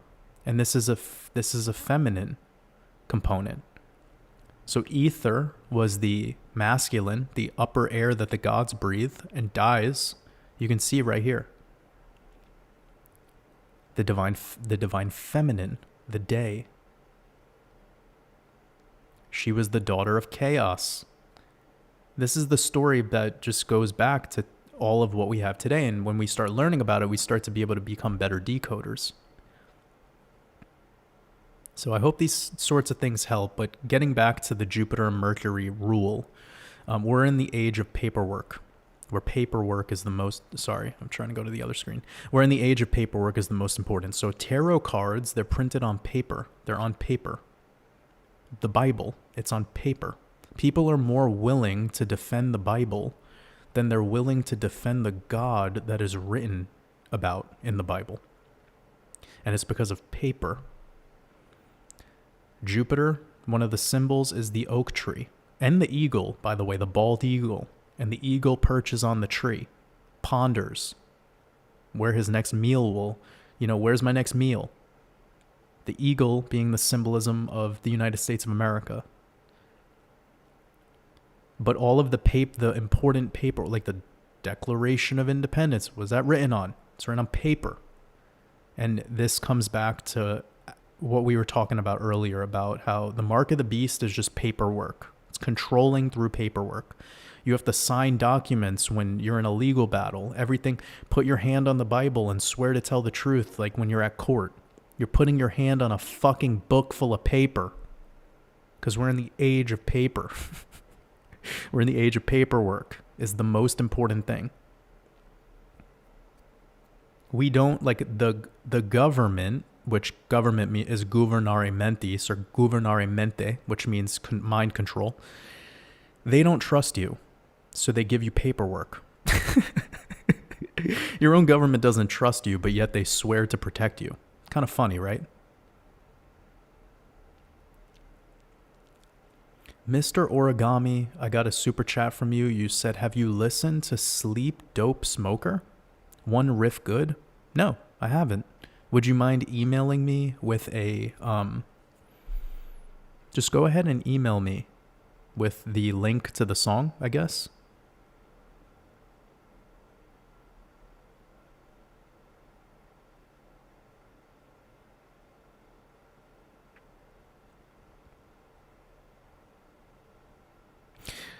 Somebody said inflation is real. Okay, but the currency that they're using to even talk about the idea of inflation is fake. Inflation isn't real. Inflation is mythology, just like currency is mythology. It's all mythology because it's based on something that's created out of thin air, that's infinitely printed by an organization that's not even tied to government. It's its own corporation, and it's backed and protected by things that are incorporated.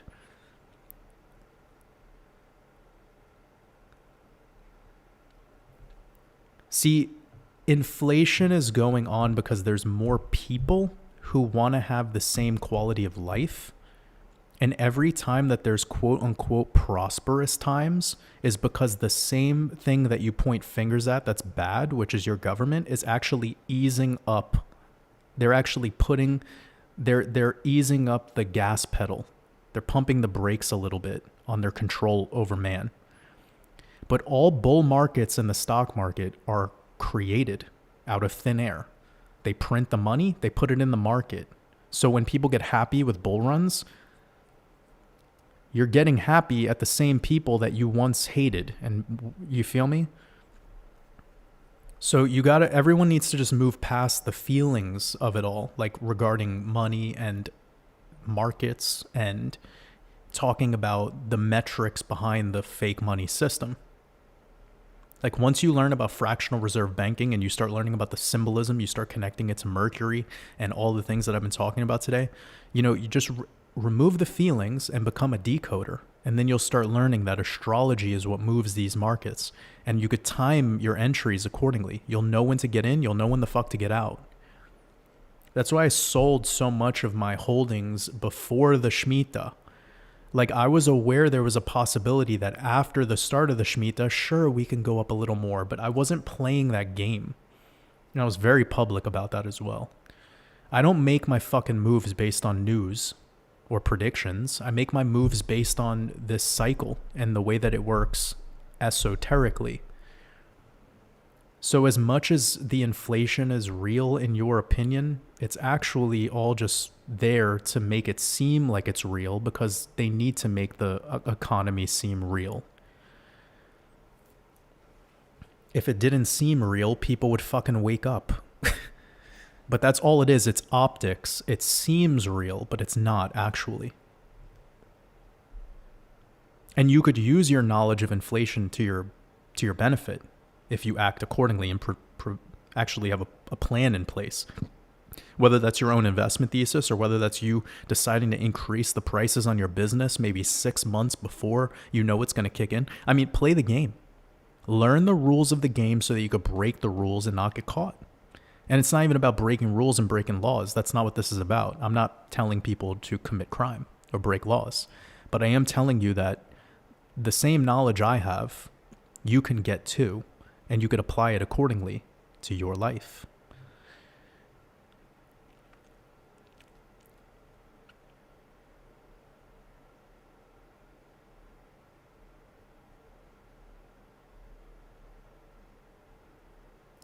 Ooh, N8 brought up something that I think is pretty important. 1 second. Somebody brought up a water shortage. There is no water shortage. Go into any grocery store. I mean, if you're talking about a third world country, like, yeah, like it depends. But like, if you're in a country that barely has clean drinking water, what are you doing watching a YouTube video teaching you about the food shortage or the water shortage, right? Take action. So for the people that are living, like the people that are tuning into this are the same people that are watching content about food shortages and water shortages. It doesn't affect you at all. Like I've went to the grocery store the other day and there was like the bottled water section, because sometimes I'll get some like sparkling mineral water just like once in a while. It's good at curbing hunger and good for like extending out fasts and stuff like that. Dude, it's like one of the biggest sections in the grocery store. The distilled water jug section, not a single jug missing. Not a single one. And that is across the board, every single grocery store ever going. So I'm just like, dude, there is no shortages. It's just content that comes out that makes people feel like there's something coming soon. Like that's everything. That's savior complex. Okay, but somebody brought up, and by the way, Curly, I hope you're having a beautiful day. Thanks for chiming in. Again, all my responses are just truth bomb, red pills, clear pills, whatever you want to call them. It's not to offend anyone. It's just we gotta share this truth. Okay, 1986. Or let's look at stock market crashes.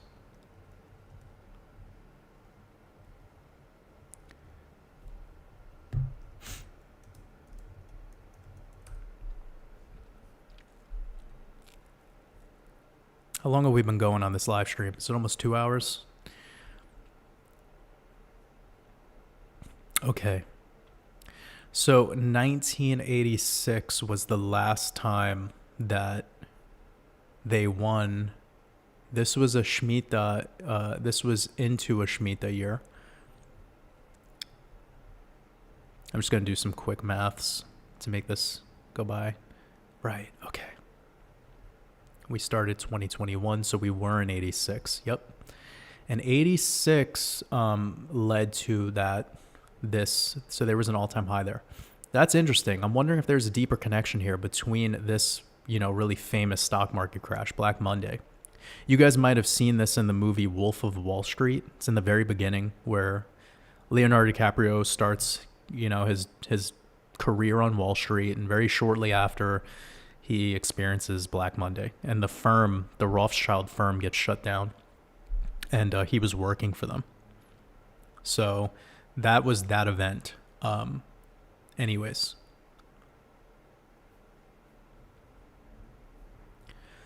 Do some decoding on this, fam. Like if you guys want to learn more about how we could possibly connect past events to, because somebody was just talking about how Argentina last won a World Cup in, will the World Cup be in 2023 or 2022? I guess we could go specifically to the dates. Ooh, 36. That's important. I believe 36 is Krypton on the periodic table. It is? God, my memory. Sometimes I'm surprised with myself because I'm new to using the periodic table. Like I've only been using the periodic table for about 1 year, ever since Logan kind of started really influencing me to try it for my decodes. But the 36th element, Krypton, this is where we get the word cryptos. This is where we get the word cryptocurrency. And C and K are interchangeable. Like when you actually get into real ancient Gematria, you want to start considering stuff like this, and you want to remove vowels. But that's something that I'll need to teach in like separate lessons. Anywho, Krypton 36 element, that could be something to consider here. Because it's connected to crypto, it's connected to secrets and hidden, and it's connected to the fact that I'm sure Lionel Messi and as well this guy Cristiano Ronaldo, like if you look at their I remember somebody sent me the link to Cristiano Ronaldo's Instagram because the bio of it was talking about a partnership with Binance for like an NFT project, right? Is it CR7? Is that his Instagram? something like this. He became like the biggest Instagram account on male in the world. Look at this, guys. Join my NFT journey on Binance. This guy has the most followers of any man on earth. And his bio is talking about crypto, specifically targeting the Binance exchange. You decoders and people who are into crypto, you got to pay attention to this stuff. Let's see what CR7 has given me. I should be able to almost add that up in my mind. Okay. Ooh, yeah, that 28. That's something that's been popping up in my Year of the Rabbit decode. Okay, but yeah, like, you know, we were just talking about 36 years and 36th element being Krypton, and then we're seeing the FIFA World Cup and then these top players on the world stage promoting crypto and promoting a crypto exchange, right?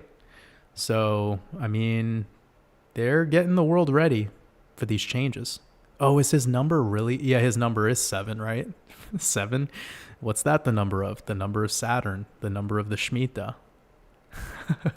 Of course he's number 7. His name is Cristiano. The Christ. We have the Christ and we have Leo, Lionel Messi. Leo, the Lion of Judah. Just think about this. This is all scripted.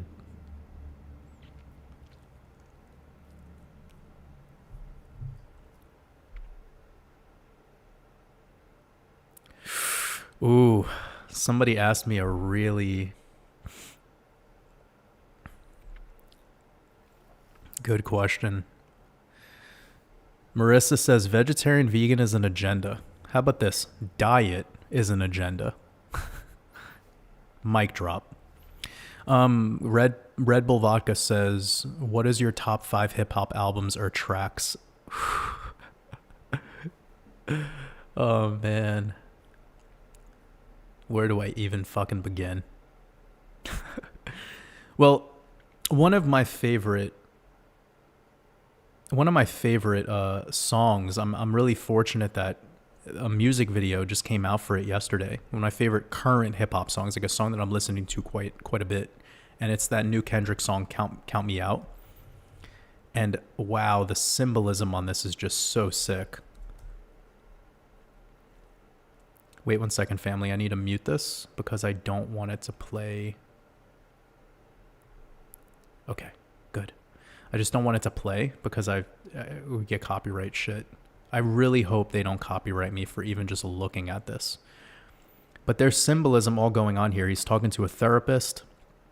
The song is very revealing. I've went over the lyrics in the past, so we're not going to go there. But this red symbolism, of course, coming back to Mars. And the childlike version of self being the angel. And how then he becomes the grown self. And now he's like, he has this like devil kind of vibe. And that's talking about the dualities at play. And he also brings up this mirror a lot. Like he keeps talking about a mirror. And up here is his wife, somebody who he cheated on multiple times. He's exposed that in the lyrics. And now he's like finding, like, you know, he admits that like this woman is my queen and the mother of my children. And I failed her. And like, this is a broken man. Like this guy is really revealing a lot here. But look at the symbols, guys. She's wearing the black and he's wearing the white. So this is the subconscious above the conscious. Like she's his fucking god, or goddess, excuse me. She's the goddess. She's the reason he lives. Without her, he's an empty shell. Think about it. Venus is delivered through the waters in the shell. She's the pearl within the shell. So for every man, we have our pearl. And you could see there's white and black symbolism here. He plays on this all the time. Look at what she's wearing, white, and look at what he's wearing, black. White and black symbolism. Now, then it transitions to the goats running through, the nighttime and the dark. There's like, this was really, really intentionally designed. I could just tell. I would love to decode this further, but it's hard for me to fit this kind of shit into my schedule. But yeah, the GOATs, because he's called the GOAT. He's considered the GOAT, the greatest of all time. Not really all about the Baphomet like some people want to believe. So much more than that. It's him in all these settings, talking about how... Is that the guy who owns Twitter, or used to own? Jack Dorsey? It's pretty funny. But yeah, it's like him basically talking about how friends and people in your life and all this stuff that's going on, it's really not as important as like real friends, like true love and just getting together with people. I love this scene, by the way, where he's laying in the grass and he has this mirror looking back at him and he's posed out like the crucifixion, and here he has the people who are all wearing white. He's only wearing red. That's Mars symbolism. He's being carried on the cross through the desert, placed on the sands of the desert. And then the song just ends with like a repetitive, so beautiful. And then he's with the angel, the child, the angel. And he started with his back turned against her, and he ends it with his back turned against her. This is a very fragile state to be in, there's clearly something he's going through, and there's clearly a lot that he wants to reveal through his art. But that would be one song that has so much meaning to me. But I mean, when it comes to albums, fuck, it's hard, man, because I'm a musician and I love music. I love art. I mean, Nas is Illmatic for sure. That's I think everyone's top 5. When we're specifically talking, if I have to keep it just to hip hop, Wu-Tang, 36 Chambers for sure. Wu-Tang was a huge influence on me. Inspect the Deck was a really incredible poet. I mean, it would be hard for me to even pick my favorite Kanye album because they're all masterpieces. I know that's going to trigger a lot of people, but don't really give a fuck. It's one of the best producers one of the best producers of all time. Yeah, it's hard. It's really hard. The newest Mavi album, I absolutely love.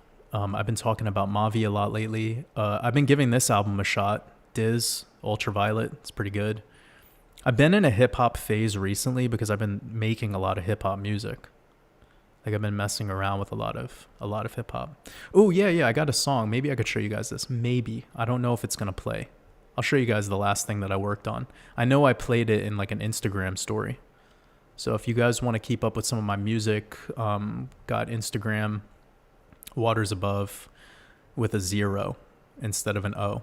So that's my official account. And I shared a little snippet of something else that I was working on earlier. But this is one of the songs that I have. Yeah, it's going to play. Let me turn this mic around.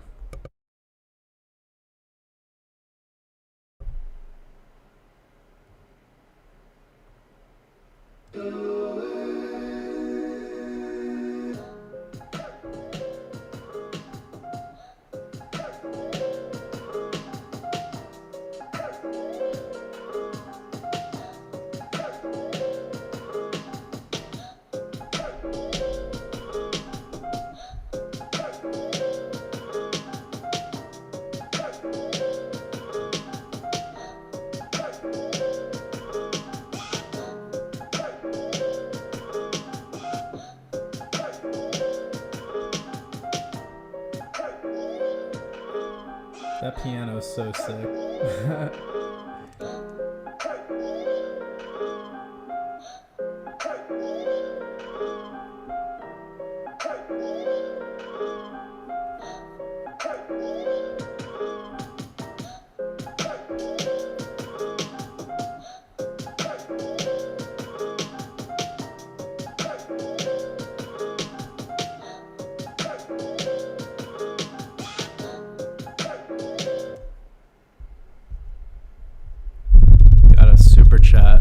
From Lolo Blondo. Appreciate you. You said, could you please say hi and I love you to Stace, to my beautiful niece that's visiting me for the weekend.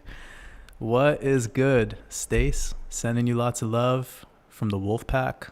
I appreciate you, Karen, for that super chat. It's all love. Shout out from me to your niece. Hope you're having a beautiful weekend.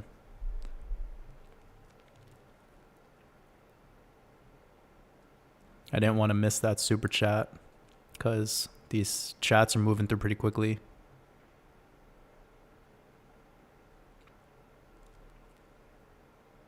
Yeah, it's a new track that I'm working on. Spicy as shit. I'm really getting these drums down. Like, these drums are really like fiery. What else do I have going on?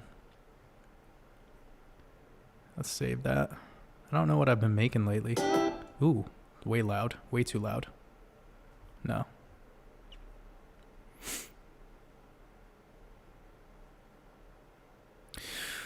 Oh, yeah. Will this open up? No, it's not gonna, right? Nope. There's something that I wanted to... Let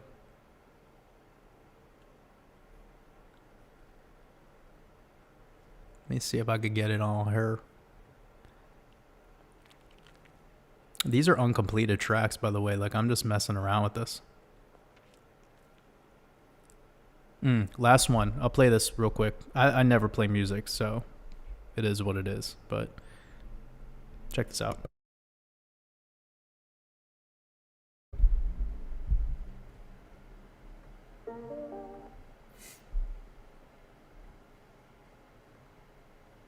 Let me find what I want to show.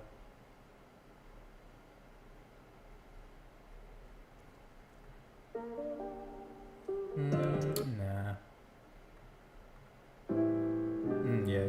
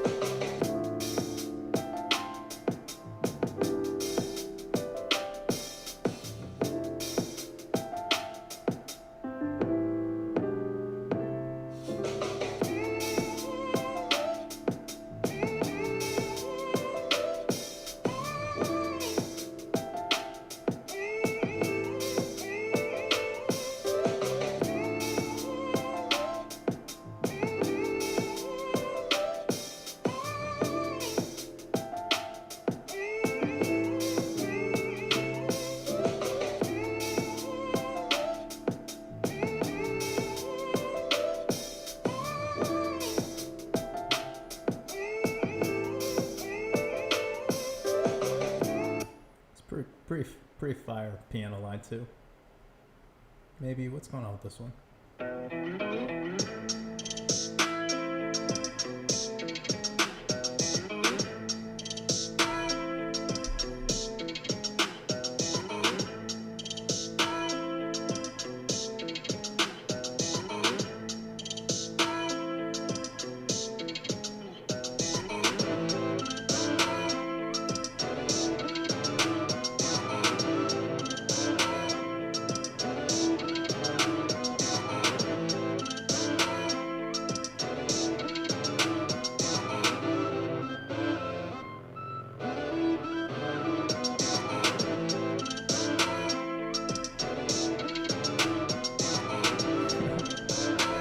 Yeah, reading some of these comments are hilarious.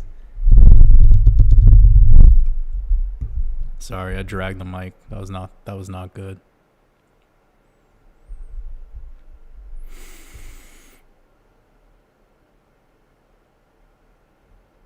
Somebody's yeah, because that's the only album I got on this. I don't use Apple ever. I just used it to put some of my tracks on, and to because this album dawned at 2 and it never released on like Spotify or anything, so it was the only way that I could get it onto this. Somebody I don't think likes that. Somebody said if Kanye's controlled, wouldn't his music be controlled? That's amazing. You know, the more we learn about anything behind anyone, you know, we start to disregard the art.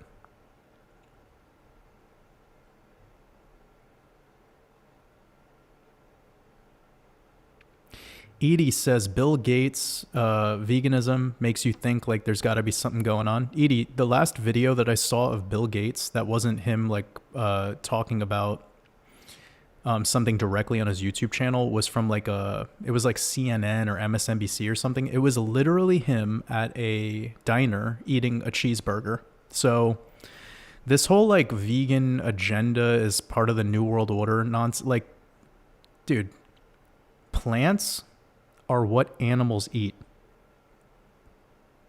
So we just gotta like move on from diet, you know?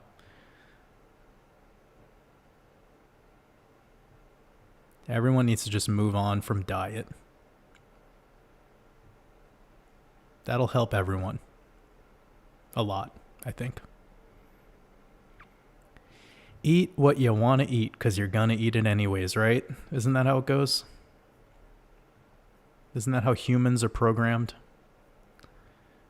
We'll sit around all day looking for science that proves that eating this one thing is good for us. We'll sit around all day coming up with a theory about how because of one person says this one thing, it must be. It's like it becomes madness. Like, try what works for you and listen to your body. But the clear pill of all clear pills is you're made of water. Most of the protein that you consume is not necessarily bioavailable. All the industries that are surrounding any processed food are in bed with each other. But when we think about a plant-based diet, we're not talking about Beyond Burgers and Impossible Burgers. No one thinks of that. So who gives a fuck what Bill Gates talks about? He's irrelevant. Like, eat your grapes, eat your vegetables, eat your grains, or eat whatever the fuck you want, right? Because that's what it's all going to come down to anyways. People who want to talk about food don't really want to talk about food. They want to share their opinion about food. And then the nutrition science that they know is lacking severely. They probably don't know much about the physiology of the human body. They probably don't know much about the lymphatic system. All they know about is blood and blood work, because blood work and blood tests were created to prop up the entire scam behind the pharmaceutical industry and the supplement industry. It's all bullshit. So it's the blind leading the blind. And anyone who starts to have, creating huge theories and belief systems around some elite leader's, agenda. And if that distracts people away from eating plants, well then, like, who's the sheep getting led to the slaughterhouse? Like, seriously, think about it. Like, what happened with that one guy, Liver King? The guy who was promoting, like, eating fucking goat balls all day or whatever the fuck. And then he came out eventually and said, I'm on steroids. But he was getting people to think that, you could get that physique and you could look like him and be primal or whatever the fuck. It's like, oh yeah, you're primal, right? That's why you go to the grocery store and you buy your meat that comes in cellophane packaging. It's like, you're not primal, you're a billionaire. That's what you are. And you're a charlatan. And you're using your steroid body to get males who don't have that body to believe that all the other secret sauce that you're revealing is the truth. But in actuality now, all of those men are fucked with their lymphatic systems, and their blood is just surging with adrenaline and adrenochrome. And when you start consuming that shit, you will make up alternate identities. So that's why it's possible for these people that consume that way, that are eating animal flesh. They can start to compartmentalize truths and start to, like, literally take on a completely separate identity. Like, when I listened to his apology video because I'm interested in psychology and I'm super interested in studying cults. And, this guy used this whole, like, eating meat thing to promote his entire business model, his whole sham that he got away with. No, it wasn't the steroids though, right? It wasn't the trenbolone. I know this is the spicy part that needed to happen in this conversation because I keep getting this whole like New World Order vegan agenda thing thrown into my court, and I'm just going to smash it because it's retarded. Seriously. The agenda is getting you to eat processed food. And actually, you can make a choice not to consume that. Like, seriously. I've never one time sat here on these live streams and told people to go out and buy a soy burger. Have you heard, has anyone heard that? Anyone hear that? You guys hear me telling you to go out and buy fake vegan cheese? Ever? But I guarantee you, these so-called New World Order people that are promoting that agenda, what are they telling you to eat? They're telling you to eat vegan processed food products that probably are stored in, storage for 100 days before they even make it to the, fucking grocery store where they sit another 30 days before. It's not real food, man. And there's plenty of non-vegan food that's not real. Actually, substantially more, because vegans are like 0.1% of the world's population. And I'm not even here to defend vegans. I don't give a fuck about any of your ands or isms. It's all trash to me.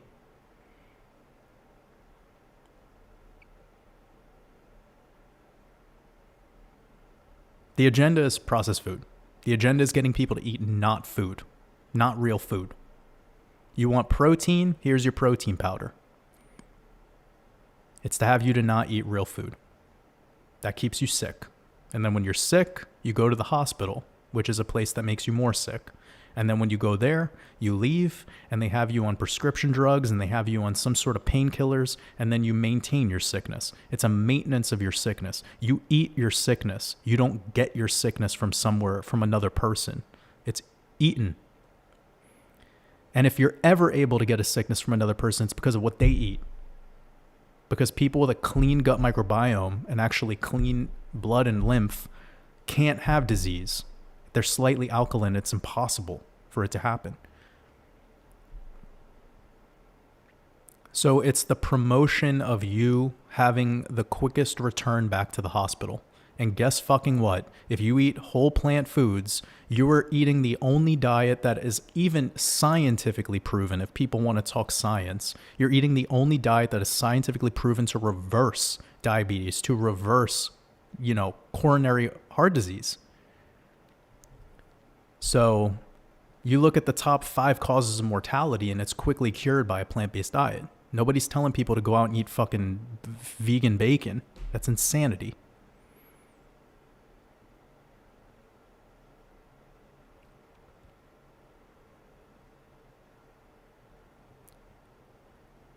Just D, I appreciate your super chat. I don't see a question, but I really appreciate your super chat. Sending you lots of love. If you have a question, you could just at me and I'll be able to help you out with that.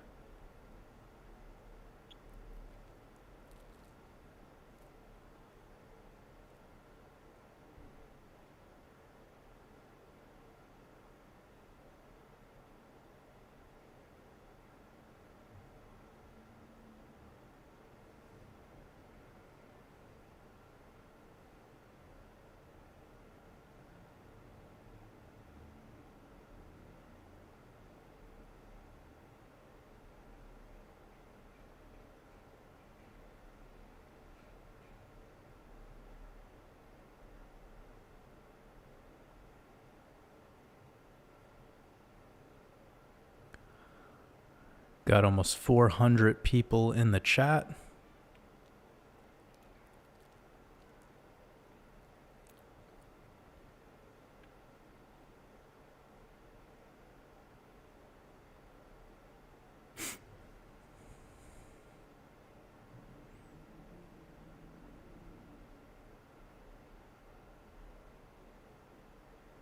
Love Stonks. I appreciate you.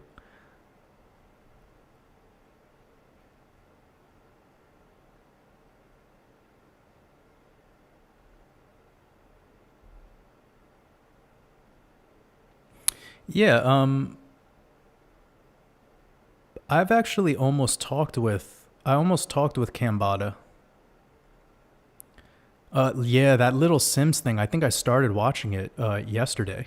It's funny that somebody brought that up. It's kind of like not as well known.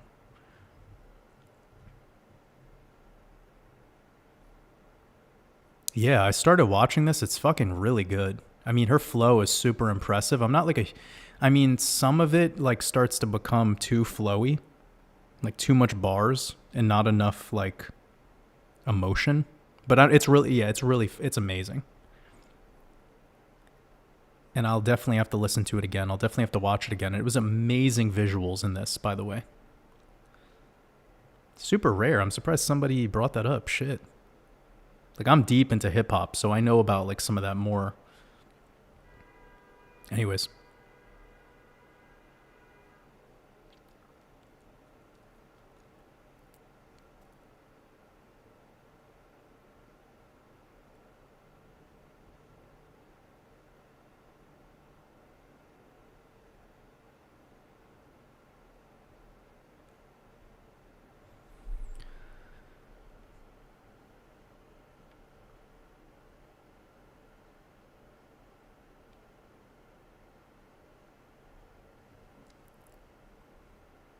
Do do.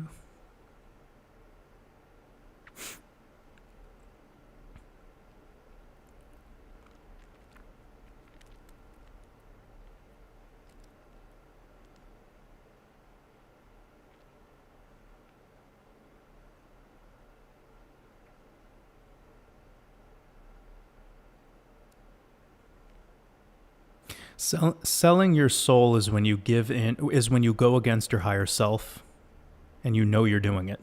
It's when you're consciously going against your higher self. That's what selling your soul is. It's not all about money and contracts and that. It's just simply going against your higher self and being conscious of it. It's about you being compliant to order, to the ones that want to enforce order.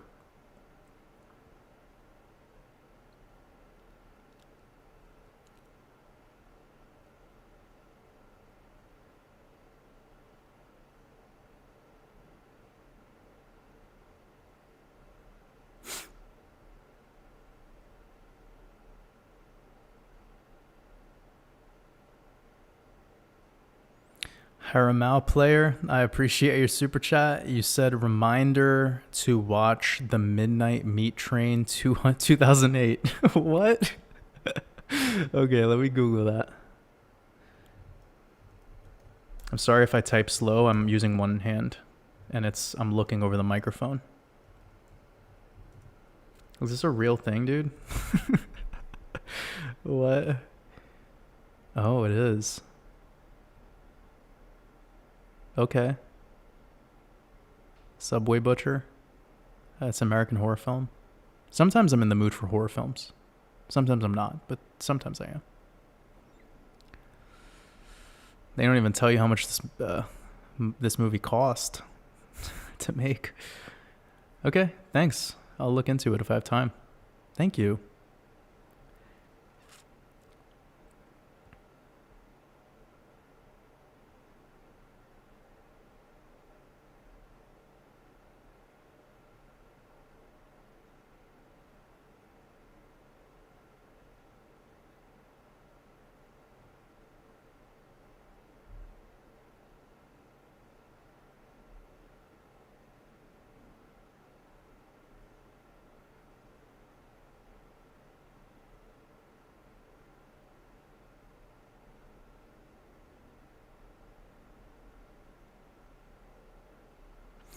Edie, you said that I should move on from diet, but what's really interesting about that is since I came out with my expansion mastermind course, and also since I've started doing these live streams, the most requested topic for me to talk on is diet. And I have people that are in their 60s, 70s, sometimes even 80 years old that have talked about the quality of their life improving since practicing some of the things that I discuss, like how to become optimally hydrated, which is pretty much the core component around most of my message when it comes to consumption. I've had people talk about regaining hair after experiencing hair loss. I've talked to men who've gotten back, their libido after experiencing some issues with that part of their life. I've heard people talking about losing 20, 30, 40 pounds of excess body water or weight, or just overall, excess undigested food that was inside of their colon. So there's a piece of me that gets really motivated when people talk, say just stupid shit about food on these live streams in the chat, because I know it's an opportunity to actually spread the real, what is going down here is that all humans are dehydrated. They're dehydrated and they have an immense amount of external adrenochrome surging through their bodies. And just by taking those two things and transmuting them into something else, you become healthy again and you could heal thyself. So I'm actually becoming more motivated to talk about it. At one point I didn't, but then I started getting the feedback of how many people have made amazing breakthroughs with it. Better quality sleep, more productivity, better gym sessions. I mean, I could go on and on and on with the list. And I don't talk about stuff like that until there's an opportunity to, like this. I'm not here to promote my shit based on, what I've heard other people say. I'd rather other people just say it in the chat. But it sounds like you might have a little trauma with food. That sounds like that might be what you're experiencing. Because usually people that have food trauma start taking things personally, and it really hurts them.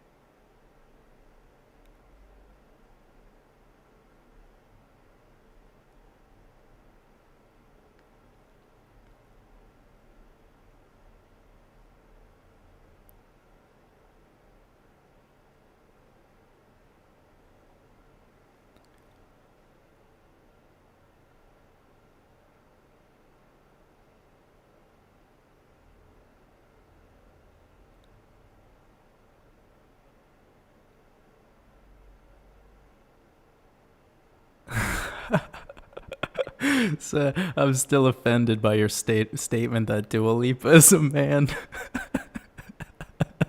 Yeah, I'm sorry. Whatever, it doesn't matter.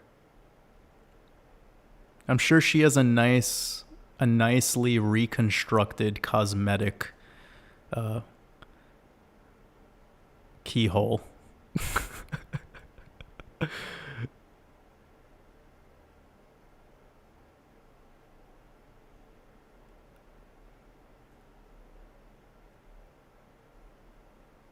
What? Sam Law said, "Hey Jordan, you never got back to me after I sent you the 80 Bitcoin. What are you are you talking to someone on WhatsApp, homie? I don't know what you're... Damn, if you're being serious right now about that, why are you sending Bitcoin to people? I hope you're not. I mean, I know I laughed at first, but I seriously hope you're not being serious. But like, you're aware that scammers pretend to be me, right? Like, every day there's like 30 new fake YouTube accounts that copy me. There's Instagram accounts that copy me. You could look in the disclaimer in the description of every video I make. It's very clear talking about what my legitimate ways of communicating with me are. But should know to not, I really hope you're joking around. You could ask anybody here in this chat. You could ask anyone who's communicated with me. I sell my courses. I have my merch. I have my Patreon.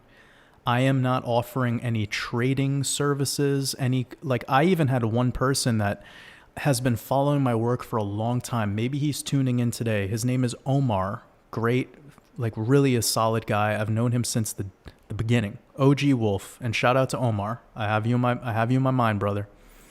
And he, and again, I'm not going to expose his last name or go any deeper than that, but he's somebody that asked me to help him with like trading stuff, and I declined because I don't have time. Do you think I have the time to be going around and like taking people, like helping be a trader for other people? No, it's a scam, guys. It's somebody pretending to be me. Anyone who knows the way that I talk in messages or emails or any of that, you'll know the difference between me and the scammer. Just the cadence of the way that I communicate. So yeah, I really hope, Sam, that wasn't something you experienced, and this is really not the time to be getting into sending people crypto for services. Really not.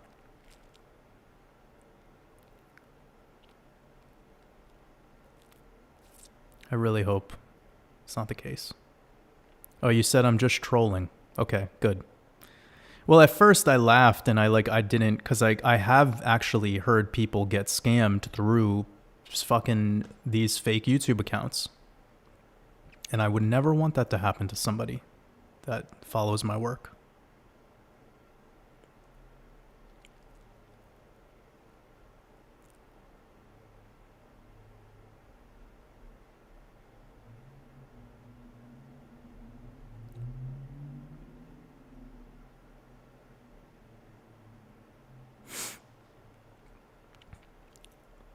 Got a super chat from Edie saying, Jordan, I understand. You could call me stupid. It's okay. What? When did I call you stupid? I don't name call people.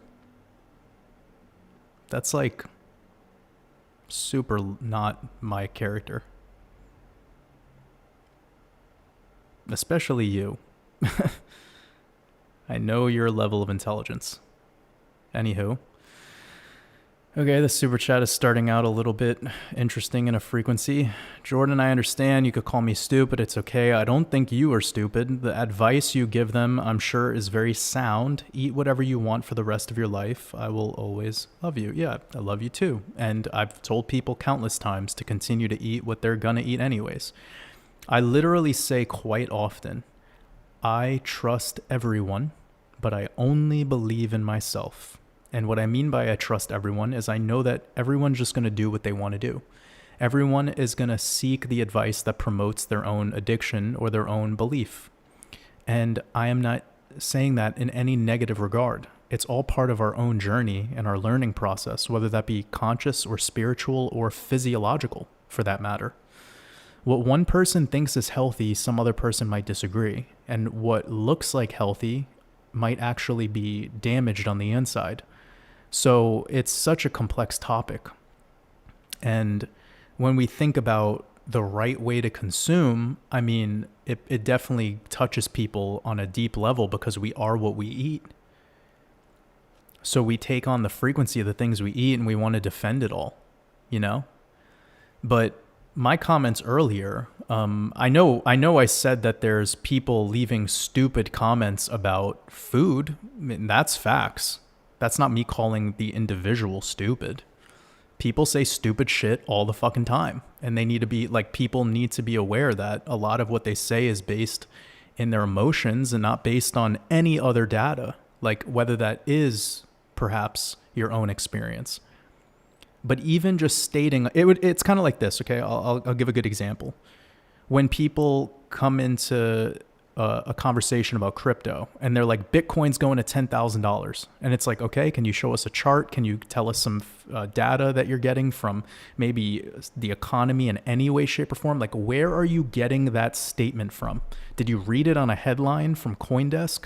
Why is Bitcoin going to 10K? Okay, so a lot of people make statements about diet, food, nutrition science, exercise, etc. that almost sound similar to that statement of like Bitcoin is going to 10K.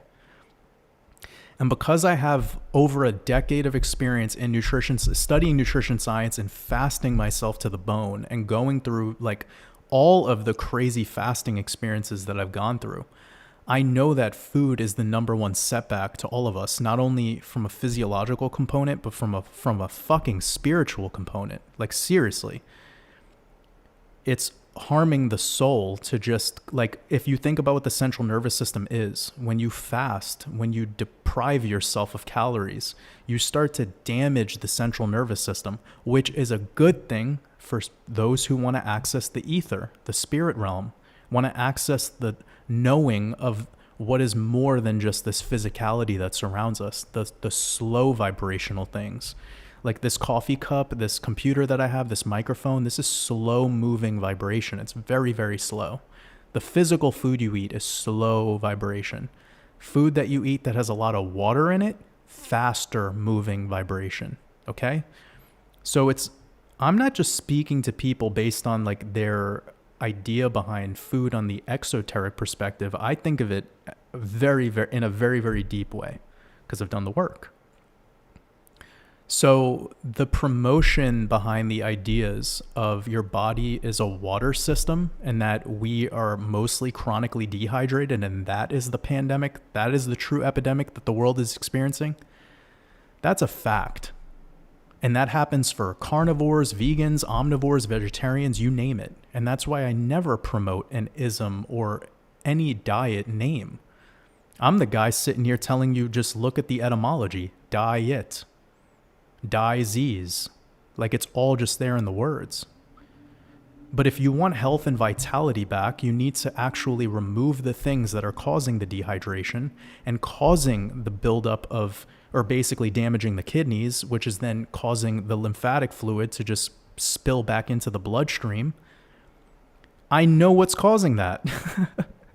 And I know how to prevent it, and I know how to reverse that, and I know how to bring back the healing to the body. So that's for 99% of humanity is going through that. Like most people, like this type of knowledge puts the vegan conversation to like this, like so far to one side because it's the most exoteric form of looking at food. Again, yes, it's a trap to even look at food that way because that's not how food works. It's frequency. You need to look at it for its hydrative effect because we are water. We are structured water. This is where the gnosis comes. Like this is where it's so important. If you want to heal thyself, you need to become the water system that you are. And that is what I teach. And it's to allow people to eat whatever the fuck they want because I know that ultimately at the end of the day, they're going to do that anyways. But even if people want to still consume their processed foods and still consume their supplements and their fake meat or their real meat or their eggs or their milk, like if anyone still wants to consume those things, you can still practice what I'm teaching about how to effectively hydrate the body and at least offset some of the other things that are going on, which is an abundant amount of feedback that I've received as well. People that have not committed to completely abstaining from a particular food group, but they've decided to take on some of these methods and strategies of rehydrating the body. And right there, it's reduced inflammation substantially, and they could still eat whatever the hell they think they like, you know? But the thing that gets us closer to our own graves is our fork.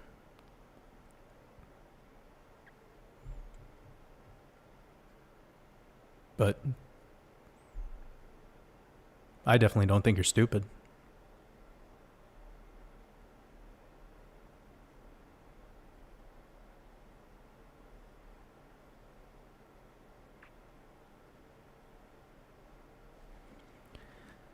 Maya Bashor, love you too. It's amazing. 4 months, got the green pill. Somebody asked a question about enemas. Could be very helpful. But it might be more advantageous to go get like a colonic for people that want to maybe get into enemas. Like you might maybe try just going and getting a colonic like twice a year. Could be helpful for you. But you really, when you're done with the colonic, you need to go to a way of consuming that is not going to continue to block up the colon again, like to block up the system. A lot of people are walking around with a lot of food that's undigested in their intestines.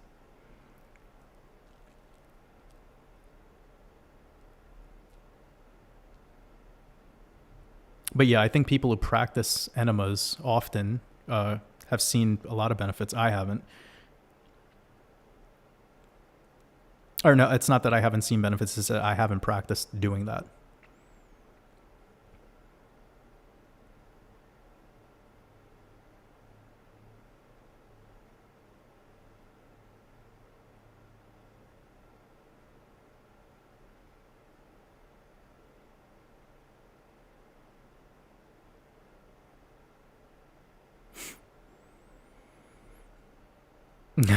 Yeah. If Sam sent me 80 Bitcoin, you think I'd be doing this live stream right now? It's so funny to even think about. Sam La, I appreciate you, brother. You guys are so funny. Danny XRP 117. Yeah, I know you're joking. We're having fun.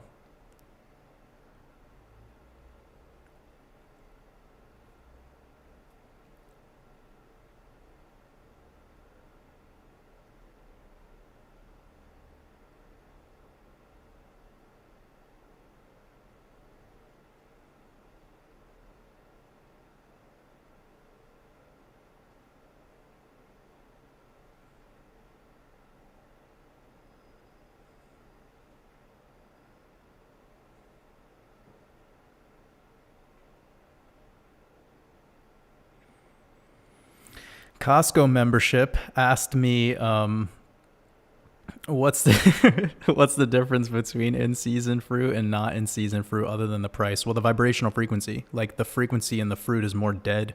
If anything, it's mostly dead. And most not in-season fruit is actually fermenting. So what's kind of weird about fruit is it should be, well, this isn't weird, but because of modern age and the modern food system, it should be tree ripened and you should be eating it within the day, like it falls from the stem, or you know, if it's like a melon, it should be pulled from the ground and consumed then. But because of modern food system and the modern way we live life, of course, there's going to be some shelf time. And the only thing that really continues to ripen off of the tree would be bananas and plantains. But everything else is just continuing to ferment. So that's why people who live outside of the tropics, who are getting things like guavas and pineapples and these sorts of fruits, star fruits, that's all fermented. So it's picked underripe, like super underripe, and then you're consuming it whilst it's fermented. It's not good. But obviously fermented fruit is fine if it goes through a process where like there's some human intervention in it and it has purpose, like for instance wine.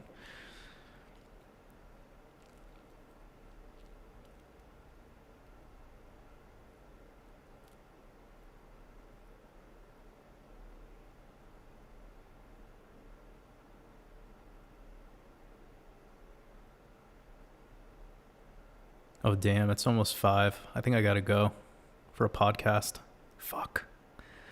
I lost track of time. 1 second, family. Did I get a link? Ay, ay, ay, ay.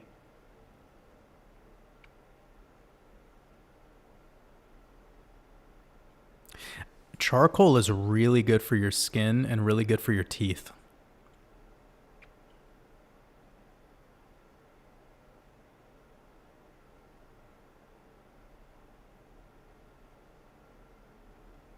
All right, family, I have to go. I totally forgot that I had to do the podcast. I didn't know that I was hanging out with you guys for so long. Like, this has been going on for a minute.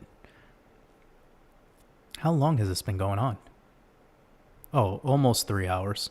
Okay, I'm going to wrap this one up. We went over so much decoding stuff in this one. This was really like a decoding special. It was amazing to just kick things off and kind of immediately go into a lot of the symbolism that we spoke about today. And if you guys enjoyed that, you know, we're going to continue to push forward and touch on the symbols and the logos, because I think that's a huge piece to decoding that's missing. It's not just all about looking at the numbers and typing in words into the Gematria calculator. It's about looking into the logos and the symbology. So I would love to get into that more because I have a lot of experience with that kind of stuff, and I'm in my learning phase with a lot of it as well. Once you start diving deeper into other cultures and their versions of the mythologies, it becomes amazing. Like if you look into Saturn, then you have in the Vedic, you have Shani. You start looking into the symbolism tied to Shani, and you get totally different kind of things going on, but there is crossover, and it makes decoding fun. So we will be getting into some of that perhaps as the live streams progress and you guys ask the questions. But got to wrap it up. I appreciate every single one of you. Going to be doing a podcast with Juan on Juan and Donut Factory. I don't know if that'll be live streamed. I don't know if it's going to be on Donut's second channel or if it's probably going to be on the Juan on Juan podcast channel, I guess. I haven't met this person. I haven't spoke with them, but I was connected through Donut, so I'm excited to go on, and I should probably use this minute to crush this kilo of watermelon I have sitting next to me so I could get hydrated. But I appreciate every single one of you. It's all love, and I'll have the Red Pill podcast number 90 out tomorrow for anyone who's over on Patreon in the Mastermind community. We'll have that podcast available probably by this time tomorrow. So I appreciate every single one of you. Wishing you a beautiful rest of your Saturn day.